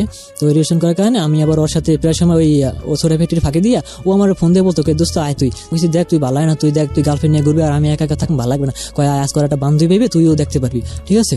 তো আমিও কি করলাম, আমি ওইটা ওর সাথে দেখা করার জন্য আমি ওই ছোট ফ্যাক্টরি ফাঁকি দেওয়া শুরু করলাম। তো আমি ফাঁকি দিতেছি, আর আমার মামা খুঁজে বার করলাম, কারণ আমি 14 তলায় কাজ করি, মামা করে 11 তলায় কাজ। মানে আমার যে বন্ধু ছিল ও একটা মেয়ের সাথে রিলেশন করতো, ওই মেয়েটা আবার ওই যে স্কুলে পড়তো ওর আবার একটা বান্ধবী ছিল। ওই বান্ধবীর সাথে আমি আবার ওই স্কুলের সামনে ওরা আবার আগায় নিতে আসতো। সব বান্ধবীকে আপনার পছন্দ হয়েছে? হ্যাঁ, পছন্দ হয়েছে। ইন দ্য মিনটাইম আপনি তো একটা রিলেশনশিপে ছিলেন বোধহয়? হ্যাঁ, ওইটা আমি বাদ দিয়ে দিছি। ওই যে আমি যখন মামার বাসায় আসি তখন ওইটা আমি ওইসব মানে অতটা আমার ওটা সিরিয়াস ছিল না, ওইটা আমি বাদ দিয়ে, যেটা ওই যে পোলাপাইন আমার আটকাইছে। ওকে, মুক্তার কথা বলছিলাম আমি, তো মুক্তার ব্যাপারটা আপনার বাদ দিয়ে দিয়েছেন। ফাইন, তারপরে যে মেয়েটাকে এখন আপনার ভালো লেগেছে, মেয়েটার নাম কি? ওর নাম সীমা। সীমা। এখানে একটা কথা বলে রাখি প্রিয় শ্রোতা, আমরা এখনো ব্যাকগ্রাউন্ডে আছি, যদিও টুকটাক অপরাধ আমরা দেখছি। একটা বিষয় খেয়াল রাখবেন, আজকে যেই সিক্রেটসটা এখানে রিভিল হচ্ছে, ওর বলার জায়গাটা অত্যন্ত ঘিঞ্জি, অনেক স্পিডি বলে, এটা ঘুম ঘুম চোখে শোনাটা খুব ডিফিকাল্ট। তারপর আমরা বলবো একটু মনোযোগ দিয়ে শোনার জন্য, কারণ বাংলাদেশে ম্যারেজ মিডিয়ার নামে কত বড় ক্রাইম হতে পারে তার জলজন্ত উদাহরণ আজকের এই সিক্রেটসে রিভিল হবে। সুতরাং যারা বিবাহ করবার জন্য ঘটকের কাছে যান বা বিভিন্ন পত্রপত্রিকায় বিজ্ঞাপন দেখে যান, তাদের জন্য আজকের এই সিক্রেটসটা একেবারেই অত্যাবশ্যকীয়। So please stay tune. মাত্র 2 মিনিটের বিরতি নিয়ে আবারও আমি ফিরে আসছি, আশা করছি আমার সাথেই থাকবেন। ওকে, যেখানে আমরা ছিলাম তারপর বলুন। তারপর আমি যখন ওদের সাথে ভালো লেগেছে? হ্যাঁ, ভালো লাগছে। তো আমি ঠিক আছে, তো মেয়েটা কিছু বলে না, 1-2 দিন যাওয়ার পরে আমার বলে আচ্ছা ঠিক আছে। তো আমি রাজি করাই, মানে অনেক স্বপ্ন দেখাই, দেখা যায় আমি তোমার বিয়ে করবো, অনেক কেরাকারি তোমার বিয়ে করবো, নানান ধরনের স্বপ্ন দেখাই, ঠিক আছে, তোমার অনেক শান্তিতে রাখবো। এই মেয়েটার আগে আপনার আরেকটা মেয়ের সঙ্গে আপনি চেষ্টা করছিলেন সম্পর্ক? হ্যাঁ, ওইটা আমি স্কুলে ওইটা অফ রাখছি, যে ওইটা আমি খালি শুধু বলছি যে পজ দিয়ে রাখছি, হ্যাঁ, যে পছন্দ করছি। ইন দ্য মিনটাইম এই মেয়েটার সঙ্গে আপনি র্যান্ডমলি আপনি একটা মেয়ে ছিল, আরেকটা মেয়ে, আরেকটা মেয়ে, আরেকটা মেয়ে। ওকে, মেয়েটার নাম কি ছিল বলছেন? সীমা। সীমা। সীমাকে আপনি বিয়ে করলেন, হ্যাঁ। বের করে নিয়ে এসে। তো কি করলো, আমাদের ওদিনকে রাত্রেবেলা 3:30 সময় আমাদের দুজনকে বিয়ে দিল, মানে আমরা 2 ফ্রেন্ড আর 2টা বান্ধবী ছিল। সীমার সঙ্গে? হ্যাঁ, 2টা ফ্রেন্ড আর 2টা বান্ধবী ছিল। কত সাল? আমাদের এটা এখন বর্তমানে 8 বছর চলে আমাদের বিয়ে। বিয়ের 8 বছর চলে? জি। ওরে বাবা, 2010 সালের কথা, ঠিক আছে। তো আমাদের ওখানে হওয়ার পরে দেখা যায় আমাদের রাত 3টের সময় বিয়ে হয়। 3টের সময় বিয়ের পর আর মা রাজি ছিল না, ঠিক আছে। আর বাবা একটু রাজি ছিল, কিন্তু ওরকম ছিল না, যেহেতু এলাকার লোকজন কইছে একটু মানতে হইব, বাবা একটু নামাজ টামাজ পড়ে। তো আমাদের আর মা তো অভিশাপ দিতেছে, তোরা জীবনে সুখে থাকবে না, এই করবি না, সেই করবি না। আমি বলছি আমি কোনো কথা, আমি সালাম করতে গেছি, উনি শুয়ে গেছে, সালাম করতে দিব না। ওনার মায়ের অভিশাপ দিতেছে, তুই ভালো থাকবি না, জীবনে সুখ হবি না। তো দেখতেছি আমি বিয়ে করার পর আমি আমার বাপ মা খুশি যে তোমার পোলা এরপর আর ভালো খারাপ কাজ করবে না, ভালোই দেবো। তারা তো খুশি হয়েছে যে আমি বড় পোলা মানবে। এই পর্যন্ত তো ভেরি নটোরিয়াস ছিলেন, উল্টা পাল্টা ঘর বাড়ি ভাঙচুর, মদ গাঁজা খাওয়া, চুরি চামারি থেকে শুরু করে লেখাপড়া বাদ দেওয়া, কোনো কিছুরই কম করেননি। বাবা মা খুশি হলো, ঠিক আছে, বিয়ে শাদী করে যদি ঘরের মধ্যে থাকে ভালো হবে। তো পরে আমি যে বিয়ে করবার বাসা নিয়ে আসি, আর বাবা শুধু আমার বাসা দেখে যায় পরের দিন আমাদের গায়ে হলুদ হয়, ঠিক আছে। গায়ে হলুদ ওদিনকে আমার আত্মীয় স্বজন কিছু লোকজন যারা শর্ট করেছিল ওনাদেরকে ডাক দিয়ে খাওয়াই ঠাওয়াই দিল, ঠিক আছে। এইভাবে যাইতে যাইতে 15 দিন যায়। যাওয়ার পরে আমি দিন কেমন দিন একটু মাথা ঘুরে গেছে, আমি আমার শ্বশুর বাড়ি যাম। আমার মা ফোন দিয়ে ওর সাথে কথা বলতেছে, ভালো কথা বলতেছে, তুই আয়, তো জামাই নিয়ে বেড়াই যা। তো আমি আমার মার সাথে আবার খারাপ ব্যবহার কইরা, মানে ঝগড়া কইরা ইচ্ছে করে আমি শ্বশুর বাড়ি উঠে গেছি, যাইয়া মানে তোমাদের কাছে থাকবো না, আমি আমার শ্বশুর বাড়ি গিয়ে থাকবো, ওনারা ভালো আছে, এই করছে সেই করছে। তো আমি ওখানে গিয়ে আবার মানে 1 সপ্তাহ থাকতে পারি না, আসলে বাপ মা ছেড়ে গেছি, তো এই কারণে থাকতে পারলাম না এই জায়গায়। তো আমি ওই যাওয়ার পরে 1 সপ্তাহ পর শুনতেছি কি আমার বউ কয় তুমি তোমার বাপ মার কাছে যাইতে কইতেছে, আমার সাথে তোমার ছাড়াছাড়ি করবে, ঠিক আছে, ওনারা ঝামেলা করবে, তোমার নাকি আমার বাবা আইলে আজকে মারবে, আমার ভাই মারবে, তুমি বাসায় যাও গা। তো আমি কই দেখো তুমি এইগুলো কইতেছো, তোমার বিয়ে করছেন, তোমার থেকে যাইতে পারি আমি, তুমি যাবো না? হ্যাঁ আমিও যাবো, তো চলো। আমি কি হচ্ছে 1 সপ্তাহ পর আবার আমি রাতে তখন 2:30 বাজে আমার বাসায় চলে আসি। চলে আসার পর ওভাবে থাকতেছে, ঝামেলা চলতেছে, এরকম টুকটাক আমি আসা যাওয়া চলতেছে, আমার বউ আটকে রাখে, আমার বউ পলাই আসতেছে, ঠিক আছে। পরে এর মাঝে আমি চিন্তা করলাম একটা বাচ্চা নিয়ে নিই, বাচ্চা নিয়ে নেওয়ার পর কোনো সমস্যা হইব না। তো আমরা বিয়ার 1 বছর পরে আমি একটা বাচ্চা নিই, বাচ্চা নেওয়ার পরে আমি দিয়ে পরে একটু সব ঠান্ডা হয়েছে, মানে সব ঝামেলা কমছে, কম পরে আমি খারাপের দিকে যাইতেছি, আরো যাইতেছে আমার বাসায় সময় দিতে মন চাইতেছে না। আমি একটা মেয়ের সাথে মানে তখন আমি ওই সব চাকরি ছাই দিলাম, ওখানে চাকরি করতেছি না। পরে আমি একটা কি করলাম, সুপার শপে জব নিলাম, ঠিক আছে। এটা সুপার শপ, এটা আপনার বাড্ডা লিং রোডের মাথায়। ওই সুপার শপে জব নেই, নেওয়ার পরে ওখানে আমি প্রথম 1.5 মাস ছিলাম সেলসম্যান হিসেবে। তারপর ওখানে একটা ম্যানেজার ছিল, তো ম্যানেজারটার সাথে ভালোটা সঙ্গে ছিল, উনি আবার প্রমোশন পাই। তো আমি লেখাপড়া দেখছে জানি, আমি সব বুঝি, মানে 1000 প্রোডাক্ট সব আইটেম আমি কইতে পারি, যে কোনটা কি দাম কোড কইতে পারতাম। তো উনি মনে করে তাহলে আমি তো আমার জায়গায় তোর ভাই, আমি তো প্রমোশন পাইছি, তুই এই জায়গায় বল। তো আমি এইখান থেকে আবার একটু বেশি শুরু করে দিলাম, ঠিক আছে, যে আমি এইগুলো হ্যাঁ বেশি বলতে কি দেখা যাচ্ছে আমি এলাকায় চলতেছি, এলাকায় দোকানে ঢুকলাম একটা, তো সুপার শপ যেহেতু মহল্লার ভিতরে, ওখানে 1 মাস ছিলাম, ভালো মতন 1 মাস ছিলাম, কোনো সমস্যা নাই। 1 মাস পর দেখতেছি পোলাপানের সাথে, মানে পোলাপান এলাকায় ঘুরতেছে, ওর সাথে সিগারেট খেতে আমি দোকানে যেতেছি, ওরা একে ভাই কেমন আছেন, ভাই কেমন আছেন, তিন দেখতেছে এলাকায় দোকানে। তো ওনারা একটা ভালো ঠিক করতো আমার সাথে, ওরা যে ভাই কেমন আছেন, ভাই 10 টাকা দেন, মানে আমার দোকানে প্রথম আইয়া কথা বলতো, এই সিগারেট খাইতাম, ওরা এসে দাঁড়াইতো, তো আমি একটা সিগারেট দিতাম আমাদের খাওয়া। এরকম 1 দিন 2 দিন যাই যেতে 1 সপ্তাহ 15 দিন 1 মাস জায়গা। তারপরে ওদের সাথে একটু ভালো মেশামেশি শুরু করি, মেশামেশি শুরু করার কারণে আমার আবার এদিকে টাকা পয়সা, ওরা দেখতেছি মানে ওরা ভালো লেভেলের, ওরা টাকা পয়সা ভাঙতেছে, আমি টাকা পয়সা ভাঙবো। তো আমি কি করলাম, দোকান থেকে আবার ওই আমার দোকানে যদি আমি একা ছিলাম, একটা সেলসম্যান ছিল, সেলসম্যানটা মেয়ে ছিল, মেয়ে থাকার কারণে আমি আবার ওই মেয়েটা সবসময় আমার করতো, মানে কে কি করে না করে সবার ওই অফিসে জানাইতো। তো আমি আবার ওই চান্সটা দিতাম না, কোন সময় চান্সটা দিতাম না। তো না দেওয়ার কারণে তো একদিন আমি কি করলাম, চিন্তা করলাম এখন তো আমার টাকা পয়সার দরকার, ওগুলো লাগে তো একটু করা দরকার। আমি আমাদের ওই মালিকের আবার পিছনে বাড়ি আছে, বাড়ি বলতে 25টা রুম আছে, 26টা রুম আছে। তো ওই ভাড়াটা আমি উড়াইতাম, দোকানে পুরো চালাইতাম আর ভাড়া উড়াইতাম আমি। তো 1 মাস 2 মাস ভাড়া উড়াইলাম, পরে দেখতেছি আমি তো ভাড়া দিয়ে আমি কিছু টাকা মাইরা দিই। তো দেখতাম কি আমি 26টা রুমে ভাড়া উড়াইলাম, 7টা রুমে 8টা রুমে ভাড়া আমি দিলাম না অফিসে। ওনারা কিছু বলতো না, ওনারা বলতো না আসলে আমি এদিকে পোলাপান লাগে চলাফেরা শুরু করে দিচ্ছি বেশি, যখন একটু বেশি বাইরে গেছে যে আমি পোলাপান চলতেছি। আর ওনার অফিসে খবর নিত না যে আমার ভাড়া ঠিক মতো উঠছে কিনা, কারণ ওনার এই ঢাকার ভিতরে মনে হয় 56টা বাড়ি আছে, আর বাইরে যা তো আছে তো অনেকে, এটা বলার মতো না। তো ওনার অনেক টাকার মালিক, তো উনি মানে অফিস থেকে লোক পড়াইতো যে মেয়েদের ওই জায়গায় যাও, যাই কয়টা ভাড়া উঠছে। তো আমি যেটা কইতাম ওইটাই বিশেষ করে হারা লয়ে যেত। ওদিকে আমি যে টাকা পয়সা মাইরা মানে এই যে পোলাপান নিয়ে ঘুরতেছি, বাইরে আইতেছি, নেশা করতেছি, মনে চলতে আছে। মানে আমি একটা এই জায়গাটা টিম বানাইছি পোলাপান দিয়ে। তো আমি কইছি তোরা একটা কাম কর, তো তোরা 11 জন আসছিস, তোরা শুধু সবসময় আমার সাথেই থাকবি, আমি যা কম তাই শুনবো। মানে আমি একটা টিম বানাইলাম করে দিয়ে, যে ও যা কম তাই করবে, ঠিক আছে। তো এই দোকানে থাকা অবস্থায় আমি একটা মেয়ের সাথে মানে পরিচয় হয়। তখন পরিচয় বলতে কি মানে আমার ওই মেয়েটা সেলসম্যান থাকা অবস্থায় আমি ওরা আবার যখন চাকরি ছাইড়ে দিয়ে যায়, তখন একটা ছেলে ঢুকে, ওর নাম ইমরান ছিল। তো ওই ছেলেটা আবার ওই মেয়েটার খুব পছন্দ করতো আগে থেকেই। তো পছন্দ করতে আমার কাছে ভাই আমি তো বলতে পারি না, আপনি একটু বলে দেন মেয়েটার যে আমি ওরা পছন্দ করি। তো বলতে পারি না, তো আমি আবার কি করলাম যে আচ্ছা ঠিক আছে আমি বলে দিন। আমি আচ্ছা ঠিক আছে বলবো, মানে তো আমি এমন করতে হঠাৎ করে আমি কি মনে করে জানি চাকরি ছাইড়া দিই, মানে ভালো লাগতেছে না আমার, কই আমি চাকরি ছাইড়া দিই, পোলাপানে চলতেছি জায়গা যার পর কারণে পরে আমি কি করলাম, আমি এই চাকরিটা ছাইড়া দিয়ে আমি মানে ইচ্ছে করে চাইছি, কই ভাই আমার একটু সমস্যা, আমি বাড়ি যাবো, আমি যদি কিছুদিন পর আসি তাহলে আমি ঢুকবো, ঠিক আছে, তার আগে ঢুকতে পারবো না, এখন আমার দরকার যাওয়া। তারা আবার আমার খুশি মনে দিয়ে দিল, ঠিক আছে যাও তুমি পরে আবার আইসো। তো আমি চাকরি ছেড়াইয়া আমি আবার কি করলাম, তখন আর ভালো লাগতেছে না, 2 মাস 3 মাস ঘুরতেছি। তখন আমার একটা ওই এলাকায় এক ভাই ছিল, হ্যাঁ লাগে আমার পরিচয় ছিল, মোর অল্প পরিচয়, আর আমাকে তুই তো সারাদিন ঘুরোস, তা তুই তো কাজ করিস না, চল আমার লাগে এক জায়গায় চাকরিতে যাবি। ও আমার যখন বলে যে চল আমি এক জায়গায় জব করি মিডিয়া, তা তুই আমার সাথে করবি, আমি তখন বুঝতাম না মিডিয়া, হ্যাঁ মিডিয়া, এটাই মূলত আপনার আসল ক্রাইমের জায়গাটা। জি। এতদিনও যে ক্রাইম করেছে, চুরি চামারি যেটাই বলি না কেন, সেটা একটা মার্জিনাল লেভেলে, কিন্তু সবচেয়ে বড় ক্রাইমের জায়গাটা, কারণ এটা অনেকের চোখ খুলে দিবে আজকের এই সিক্রেটসে, খুব ইম্পর্টেন্ট। হ্যাঁ, পরে মিডিয়া যখন ঢুকি তখন আমি প্রথম ভালো ঢুকলেন ছিলাম। কেন? আপনি তো ওখানে ভালো ইনকাম করছিলেন, চুরি করতে পারছেন, আপনি কেন মিডিয়াতে না আমি ওখানে চাকরি ছাই দিচ্ছি, ভালো লাগতেছে না, মানে এই জায়গায় এলাকায় দেখতেছি মানে প্রোফাইল চলতেছি, তো কেমন জানি একটু মানে আনিজি লাগলো যে আমি এখানে চাই না, ভালো লাগতেছে না আমার, মানে বাসায় যাবো, মানে এমনিতেই মানে মন থেকে কেমন জানি ভালো লাগতেছে না, যে প্রোফাইল লেগে চলতেছি, আমি একটা দল বানাবো, পরে ভবিষ্যতে কি হইব আমি ওটা চিন্তা করতেছি, ঠিক আছে, যে আমি এখানে না থাকা যাবো না, জায়গা আমি চাকরি ছাড়িয়ে দিই। তো ওনাদের অফিসে বলার পর ওনারা কিছু বলে না যে তুমি চাকরি ছাড়বা কি না, ঠিক আছে। তো ওই দিকে আমার কোনো এমনি হিসাব নেয় নাই। তো আমি ওই যখন আমার ওই ভাইয়ের সাথে পরিচয় হওয়ার পরে যখন আমি ম্যাজ মিডিয়া ঢুকি, তখন আমি জানতাম না ম্যাজ মিডিয়া সম্বন্ধে কিছু।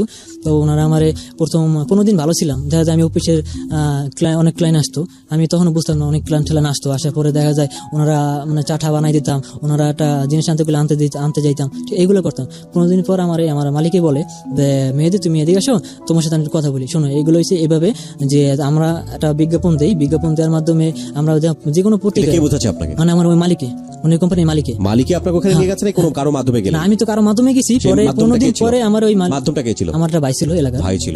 ওই ভাই আলটিমেটলি আপনাকে নিয়ে মালিকের কাছে নিয়ে গেছে, মালিক আপনাকে এটা বোঝাচ্ছে। জি। কোথায় এটা? এটা আপনার অফিস ছিল অনেক জায়গায়, আব্দুল্লাহপুর। এখন কি আছে না নাই? এখন নির্দিষ্ট টাইম নেই ওনাদের কোন জায়গা আছে, এখন বলতে পারি না কোন জায়গা আছে। ওকে। তো এমনি আমি জানি বসে যেমন অফিসের সামনে একটা অফিস আছে ওনাদের, এখন আছে ওটা আমি জানি, ঠিক আছে। ওখানে কিন্তু এটা করে কিনা এটা আমি জানি না, কিন্তু অফিস আছে একটা। প্রিয় শ্রোতা, আমরা যে শব্দটা এখানে আপনাদেরকে মানে না শোনার জন্য আমরা একটা বিশেষ শব্দ ব্যবহার করছি, এটা একটা পুরো ওই মিডিয়াটার নাম। এটা বিবাহ শাদী নিয়ে কাজ করে, বিবাহ শাদীর এক ধরনের অ্যাডভোকেসি করে। এটা এই প্রতিষ্ঠানের নাম যেটা, আমরা সেটা এখানে হাইড করছি, কারণ এটা ইনভেস্টিগেটিভ শো না। কিন্তু আপনাদেরকে আমরা একটা বিশেষ সচেতনতার জায়গাতে নিয়ে যেতে চাই আজকের এই সিক্রেটস এর মাধ্যমে। প্লিজ সবাই একটু মনোযোগ দিয়ে শুনবেন। প্রিয় শ্রোতা, আপনাদের অসংখ্য অনুরোধে, চাপাচাপিতে এবং জোর করাতে একটা বিশেষ অনুরোধ আমাকে রাখতে হচ্ছে। সেটা হলো, বেশ কিছুদিন আগে বইয়ের ব্যাপারে আমি একটা অফার দিয়েছিলাম যে বইটি যদি আপনি প্রিয় মানুষকে উপহার দিতে চান এবং তাকে যদি আমার পক্ষ থেকে কিছু লিখে দিতে চান, তাহলে সেই সুযোগটি থাকছে।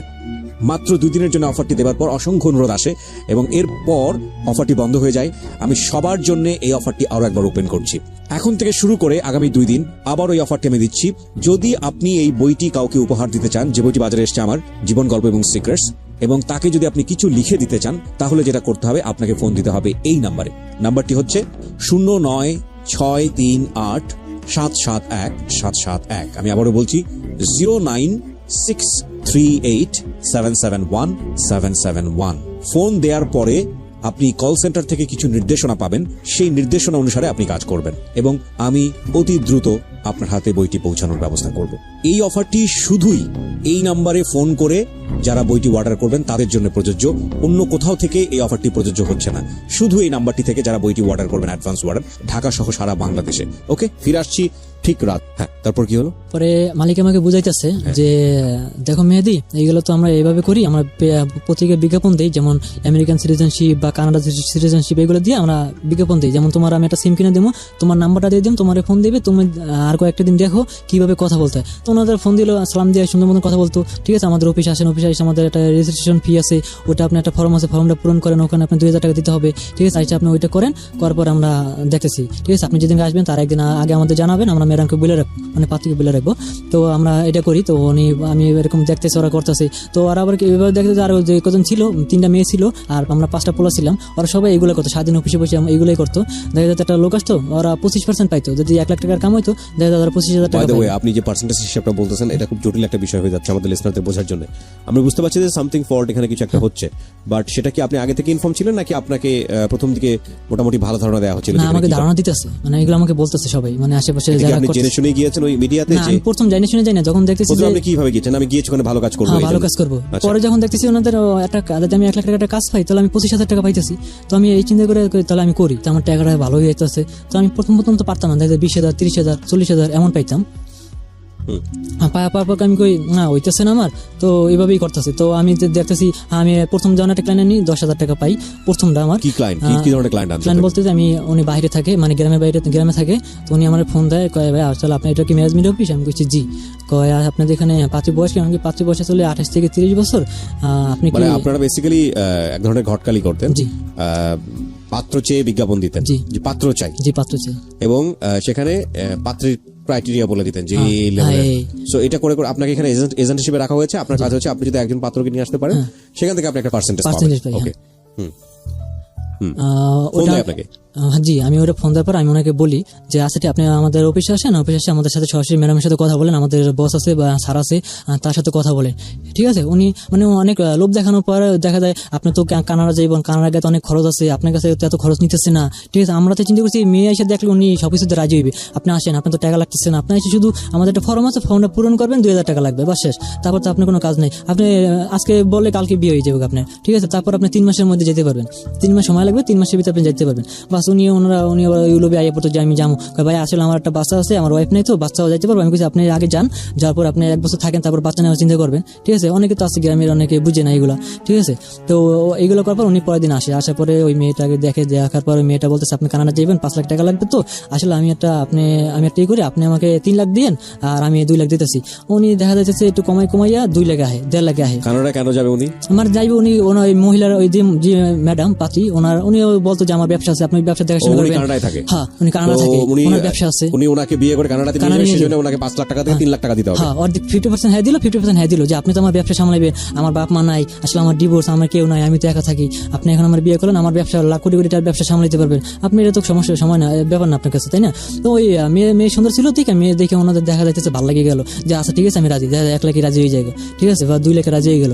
তো আমার প্রথম ওই 10,000 টাকা পরে আমারটা আসলো, পরে 1 লাখ টাকা আসলো, ঠিক আছে। ওভাবে এই ক্লান এইভাবে আসার পরে আমি সুন্দর মতো নিয়ে আসার পরে আমরা যেমন ভালো আপ্যায়ন টাপ্যায়ন করি, সুন্দর মতো অফিসটা গুছানো, মানে এত সুন্দর করে অফিসটা সাজানো জানি কেউ না বুঝতে মিডিয়া, মানে আপনার এক সাইডে বাইন অফিসের কাপড় চুপড় রাখলো, ঠিক আছে, মানে ওনারা রাকিব গার্মেন্টস সেন্টার এরকম দিয়ে রাখছে, ঠিক আছে। দিয়ে রাখার পর অনেকে বুঝে যে বাইরে কাছে হয়তো আমরা গার্মেন্টসের বিজনেস করি, আবার এইগুলো করি, ওনারা বিশ্বাস করতো। তার মালিক ছিল আবার ভালো, ল্যাপটপ চালাইতো, পুরো সেই পাং পুং করতো উনি, ওনার গাড়ি আছে একটা মার্সিডিজ, ওই করতো। উনি আবার কি করতো, ওই মালিক আবার যে ক্লায়েন্ট যাইতো, যদি বড় ক্লায়েন্ট পাতে 2 লাখ টাকা আমি খামার কাছ থেকে, তো ওনারা কি করতো, চলেন আমরা একটা রেস্টুরেন্টে যাই, উনি আবার কি করতো গাড়ি থেকে বের করে উনি রেস্টুরেন্টে খাওয়াইতো আমার মালিক, নিয়ে যেত খাওয়াইতো, উনি তো পুরো লোভ পড়ে যেত না। হ্যাঁ, তারপরে দেখা যাইতেছে এভাবে করার পরে উনি রাজি হয়, প্রথমে আমার 1 লাখ টাকা রাজি হয়, রাজি হওয়ার পর উনি ভালোই আসার পরে বিয়ে হয়, বিয়ে হওয়ার পরে ওখানে বিয়ে হয় বলতে কি আমরা উনি তো বিয়ে করার জন্য আসে, এখানে বিয়ে করার পর উনি বাইরে যাইতে পারবেন, তার আগে যেতে পারবেন না। আর বিয়ে করার 3 মাস পর আপনি ওনার সাথে থাকতে পারবেন, 3 মাস আগে আপনি আপনার মতন থাকবেন, উনি ওনার মতন থাকবে।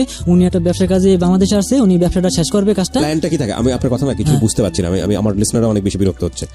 আমি যেটা জানতে চাচ্ছি যে পুরো জিনিসটা আপনি এমন করে বলেন যাতে আমরা খুব সহজে বুঝি।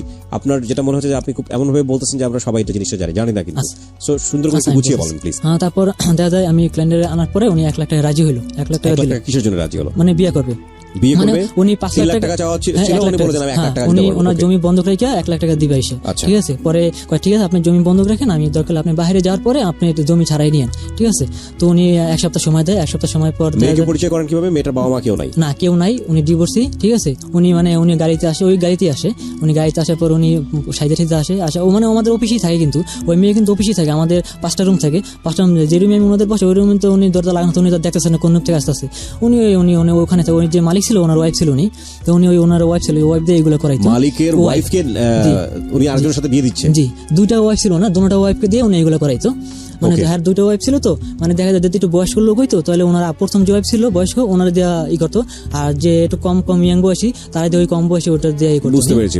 ওকে, তো একটা লোককে আপনি যাকে নিয়ে আসছেন তো 1 লাখ টাকা রাজি হলো। হ্যাঁ, রাজি হলো। রাজি হওয়ার পরে ওনার করে ঠিক আছে আজকে বিয়ে, ঠিক আছে বিয়ে হবে, তো আমি কাজে আছে, কাজে আমাদের অফিসেরই ওই আমরাই মানে একজন আছে একটু মুরব্বি করে দাঁড়িয়ে রেখে উনি কাজে সাজলো, সেই যে উনি একটা খাতায় গিয়ে সিগনেচার করলো, বিয়েটি হইলো, ঠিক আছে। তারপরে এখন ওনার একটা রেস্টুরেন্টে খাইতে যাইবো, তো উনি আবার বলছে আপনি আগেই তো বলে দিছে যে আপনি 3 মাস আগে কিন্তু আমার সাথে মানে আপনি আসেন, দেখা করেন, ঘুরতে যান, ফোনে কথা বলেন, সমস্যা নেই। আপনি যে বলবেন আপনি আমার সাথে আপনি থাকবেন এটা পারবেন না, আপনি 3 মাস পরে আপনি বাইরে যেয়ে আপনার যা মন চায় তাই করেন, ঠিক আছে। তো উনি তো মনে করতে আচ্ছা 3 মাস তো সময় লাগবে না, 3 মাস কাছাকাছি আই পড়বে। তো উনি প্রতিদিন যা আসতো, ফোন দিতে, কথা বলতো ভালোই, এভাবে করতে করতে আমার আর পরে আর কোনো 1 লক্ষ টাকা কাকে দিল? আপনাদেরকে? আমাদেরকে দিল, আমি ওখান থেকে 25% পাই। তারপরে ওখান থেকে ওই টাকাটা আমি এটা আবার আপনি জানতেন আলটিমেটলি যে এই কাজটা এনাকে ধোকা দেওয়া হচ্ছে? ধোকা দেওয়া হচ্ছে আমি জানতাম। আপনারা পরে ক্লায়েন্টটা জানছি। বাঁচেন কিভাবে যে একটা মানুষ 1 লক্ষ টাকা দিয়ে দিবে, সে জানবে না, বুঝবে না? না আসলে কি আমি যখন বিজ্ঞাপন দিতাম তো অনেক লোক আসতো, দেখা যাইতেছে কিছু লোক দেখলে বোঝা অনেক চালাক, তো ওনারা আমরা দূর থেকে দেখি, আমরা কিন্তু সরাসরি সামনে যাই না, আমাদের অফিস এক জায়গায়, আমরা বলি কি আপনি ওখানে দাঁড়ান, জানার পর আমরা কি করি আমিও যাই না, অন্য একজন পাড়ায় যে কই যে বুঝে যে ছেলেটা কেমন হইব, উনি যায় যে ওনার সামনে ঘুরে ঘুরে দেখতে হয় কিরকম লগে পুলিশ আছে কিনা বা কোনো সমস্যা আছে কিনা দেখে আসতো। তো আইসা যদি দেখতো যেটা না একটু গ্রামের মক্কেল টাইপের, তাহলে উনি কি করতো আইসা আমি ফোন দিতাম, কই ঠিক আছে আমারটা লোক যাইতেছে আপনি ওনার সাথে আইসা পড়েন। তো আমি কি করতাম আমি যাইতাম, আমি গিয়ে নিয়ে আসতাম, নিয়ে আসার পরে এইভাবে আমি অফিসে ঢুকাইতাম, অফিসে ঢুকান স্যারের সাথে কথা বলতাম, স্যারের এসি রুম সুন্দর মতন চাটা খাওয়াইতাম, আপ্যায়ন করতাম, বাইরে থেকে খাবার আনতাম, পুরো ভালোই চলতো।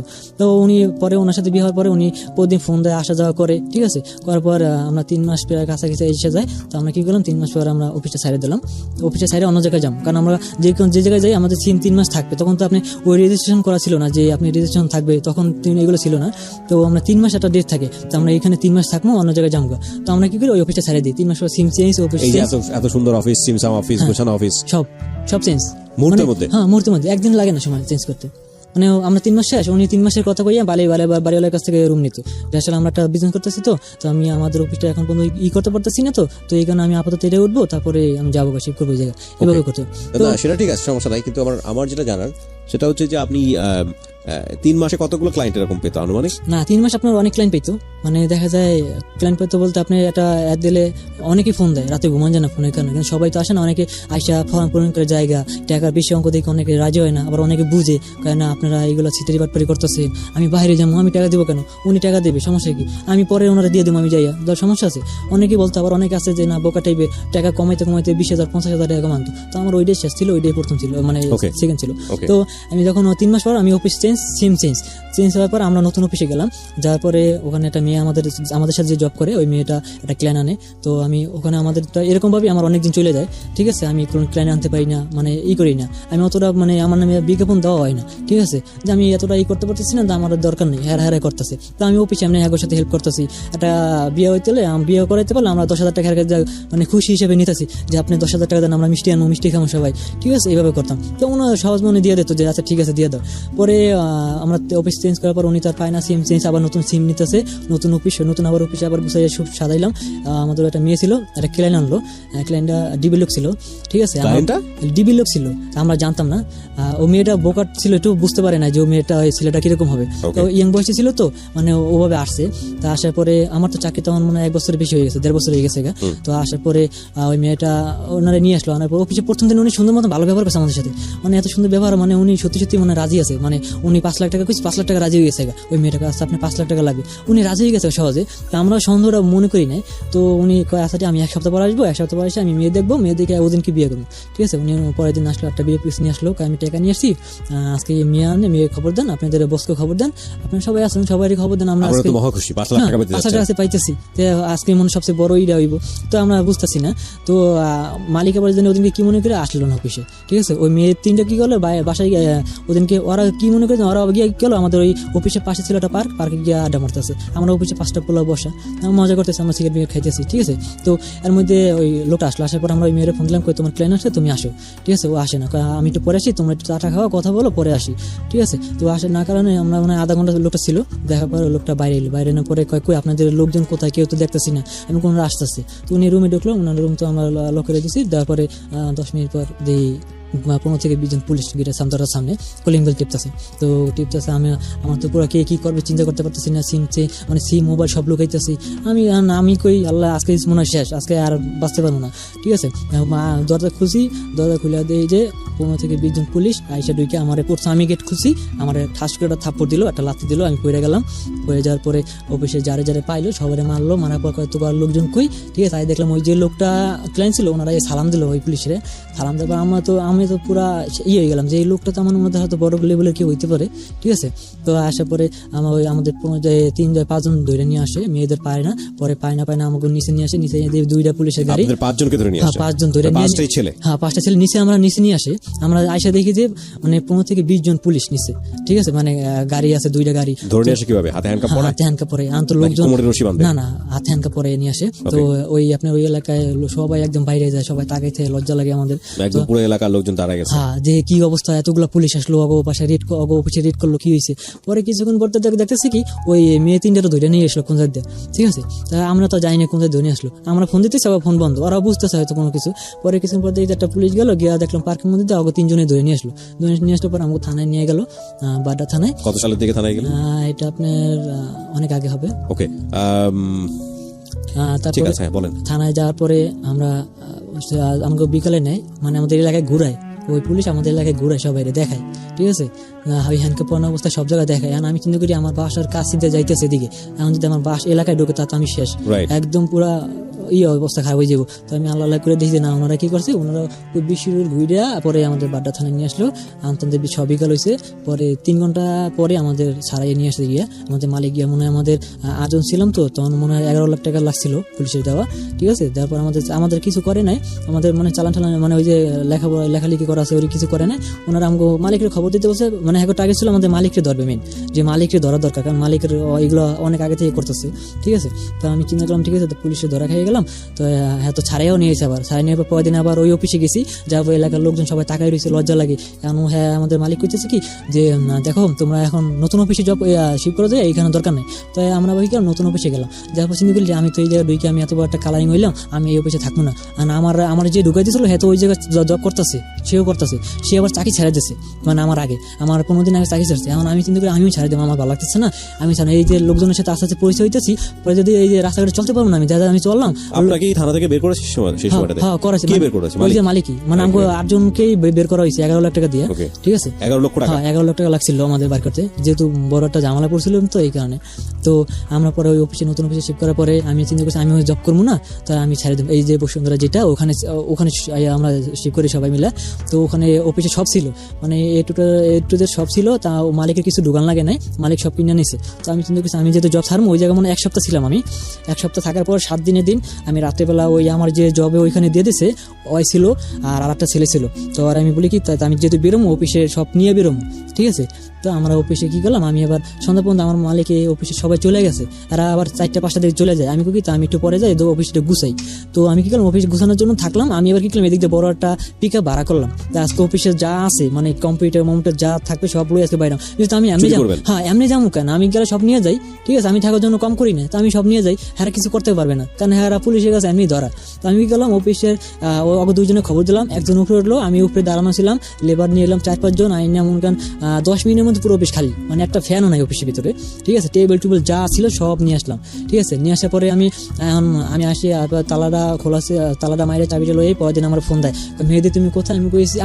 আমি আমো না, আমি আপনার জায়গায় চাকরি করবো না, আমার এইগুলো ভালো লাগে না। উনি অফিসে ঢোকে, পরে তালা ভাঙে ঢোকার পরে দেখে যে অফিসে কিচ্ছু নাই। এখন কয় তুমি এইগুলো করছো, আমি এখন থানায় যাবো, মামলা করবো। আমি কই আপনি যান, আপনি আমার ভয় দেখাইন না, আমার কাছে আপনি যতগুলো ক্লায়েন্টের টাকা খাইছেন সবার নাম্বার আমার কাছে আছে, আমার কাছে এখন আছে, আমি এখন ফোন দিলে সবাই আপনার গিয়ে ধরবে, আপনি জান, আমার কোনো সমস্যা হইব না। পরে কয় আচ্ছা ঠিক আছে, তুমি এগুলো ঠিক করলো না, আচ্ছা অফিসে আসো, দেখা করে তোমার টাকা লাগলে বলতো আমারে, আমি টাকা দিতাম, তুমি এগুলো কেন করলো? আমি বলছি আপনি জায়গা ভালো কোনো দাম নাই, তো খারাপ করা লাগে, তো দরকার কি, খারাপই করে বেরোলাম, আপনার তো এর আগে অনেকে খাই ঠেয়ে গেছে। ঠিক আছে, তো তারপরে আমি ওখান থেকে আসার পরে তা উনি লোকজন পাঠায়, আমার এলাকায় লোকজন পাঠায়, মানে ওনাদের অফিসে লোকজন পাঠায়, আমার খোঁজা লেগে পায় না, এরকম পায় না 1 মাস পর পুরো এইটা ঠান্ডা হয়ে যায়। ঠান্ডা হতে পারে ওই জিনিসগুলো যে আমরা 3 জন বের করি, আমরা 3 জন আমার ভাগ করে নিয়ে যাই, যে যেমন পারছে ভাগ করে নিয়ে যাই। নিয়ে যাওয়ার পর আমি এখন কি করবো, মাসখানিক বসে আছি। বসে থাকার পর আমি আবার ওই কি গেলাম, ওই যে সুপার শপের চাকরিটা ছিলাম না, ওখানে আবার আসলাম, আইসা আবার ওখানে ঢুকলাম। যে আমি এখানে আবার ঢুকবো। দিয়ে আমি এসে মালিকের সাথে কথা বলছি, আর আমি তো এতদিন আসি না, একটু সমস্যা ছিল, গ্রামে ছিলাম, এখন আসছি আবার নতুন করে ঢুকবো। উনি আবার নিল, নেওয়ার পরে আমি এখানে অনেকদিন ভালো ছিলাম থাকাতে। ওই যে ছেলেটা আমার সাথে ছিল, তো ওই ছেলেটা কিন্তু আবার ওখানে মানে তখনও জব করতেছিল, তো যে লোকটা নিয়েছিল নতুন ওরে বাইর করে দেয়, আমার ওখানে ঢুকানোর পরে আপনি তখনও মিডিয়াতে জব করে যাচ্ছেন? না, মিডিয়াটা ছাইড়ে দিচ্ছে, ওই যে চুরিটা করছি না, করার পর ছাইড়ে দিচ্ছে। আপনাকে পুলিশের ধরে নিয়ে যাওয়ার পরে তারপরে ছেড়ে দিলেন? হ্যাঁ, ওই যে অফিসে সব চুরি করে বেরোলে আমি আসে পড়ি, ঠিক আছে।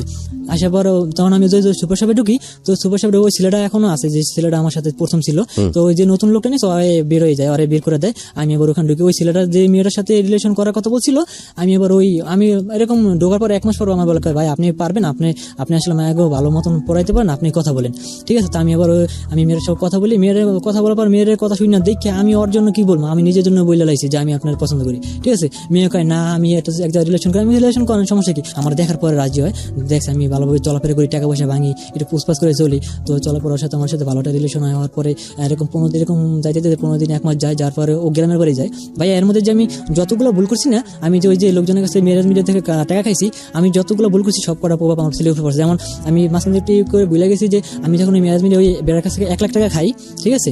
তো 1 লাখ টাকার পর আমি যখন ওই 1 লাখ টাকা খাওয়ার পরে আমি খাওয়ার পরে মানে 15 দিন যাইতে না যাইতে আমার বড় যে ছেলে ওর অনেক অসুস্থ হয়, টাইফয়েড জ্বর হয়ে যায়, ঠিক আছে। আমি ওর হসপিটালে ভর্তি করে 15 দিন একদম মরা অবস্থায়, যা অবস্থা মানে খুব খারাপ ছিল। তো আমার এইগুলো বলার জন্য এই বিষয়টা আসা।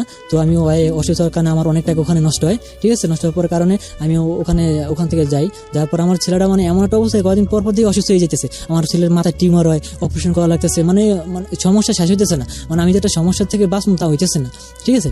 তো এইটু আমি হাইট করে গেছিলাম। তারপর আমি ওই মেয়েটার সাথে যখন আমার রিলেশনটা হওয়ার পরে দেখা যাইতেছে আমি অনেকদিন এরকম ভালো কথা বলি, তোমার বিয়ে করবো, ঠিক আছে, তোমার বাবার সাথে কথা বলি, তোমার বাবার নাম্বার দাও, কথা বলতাম, ভালো লাগতো আমার, ঠিক আছে। তো একদিন থেকে আমি বাড়ি যাবো, তুমি যাও, আমি কিছু না, আসলে আমি এখন বাড়ি যাবো না, তুমি যাও। তো আমি কি মনে করি জানি সাহস করলাম যাওয়ার জন্য, ঠিক আছে, যার জন্য সাহস করলাম যে না, আমি আসলে ওর সাথে আমি ওর বাড়ি যাইলাম।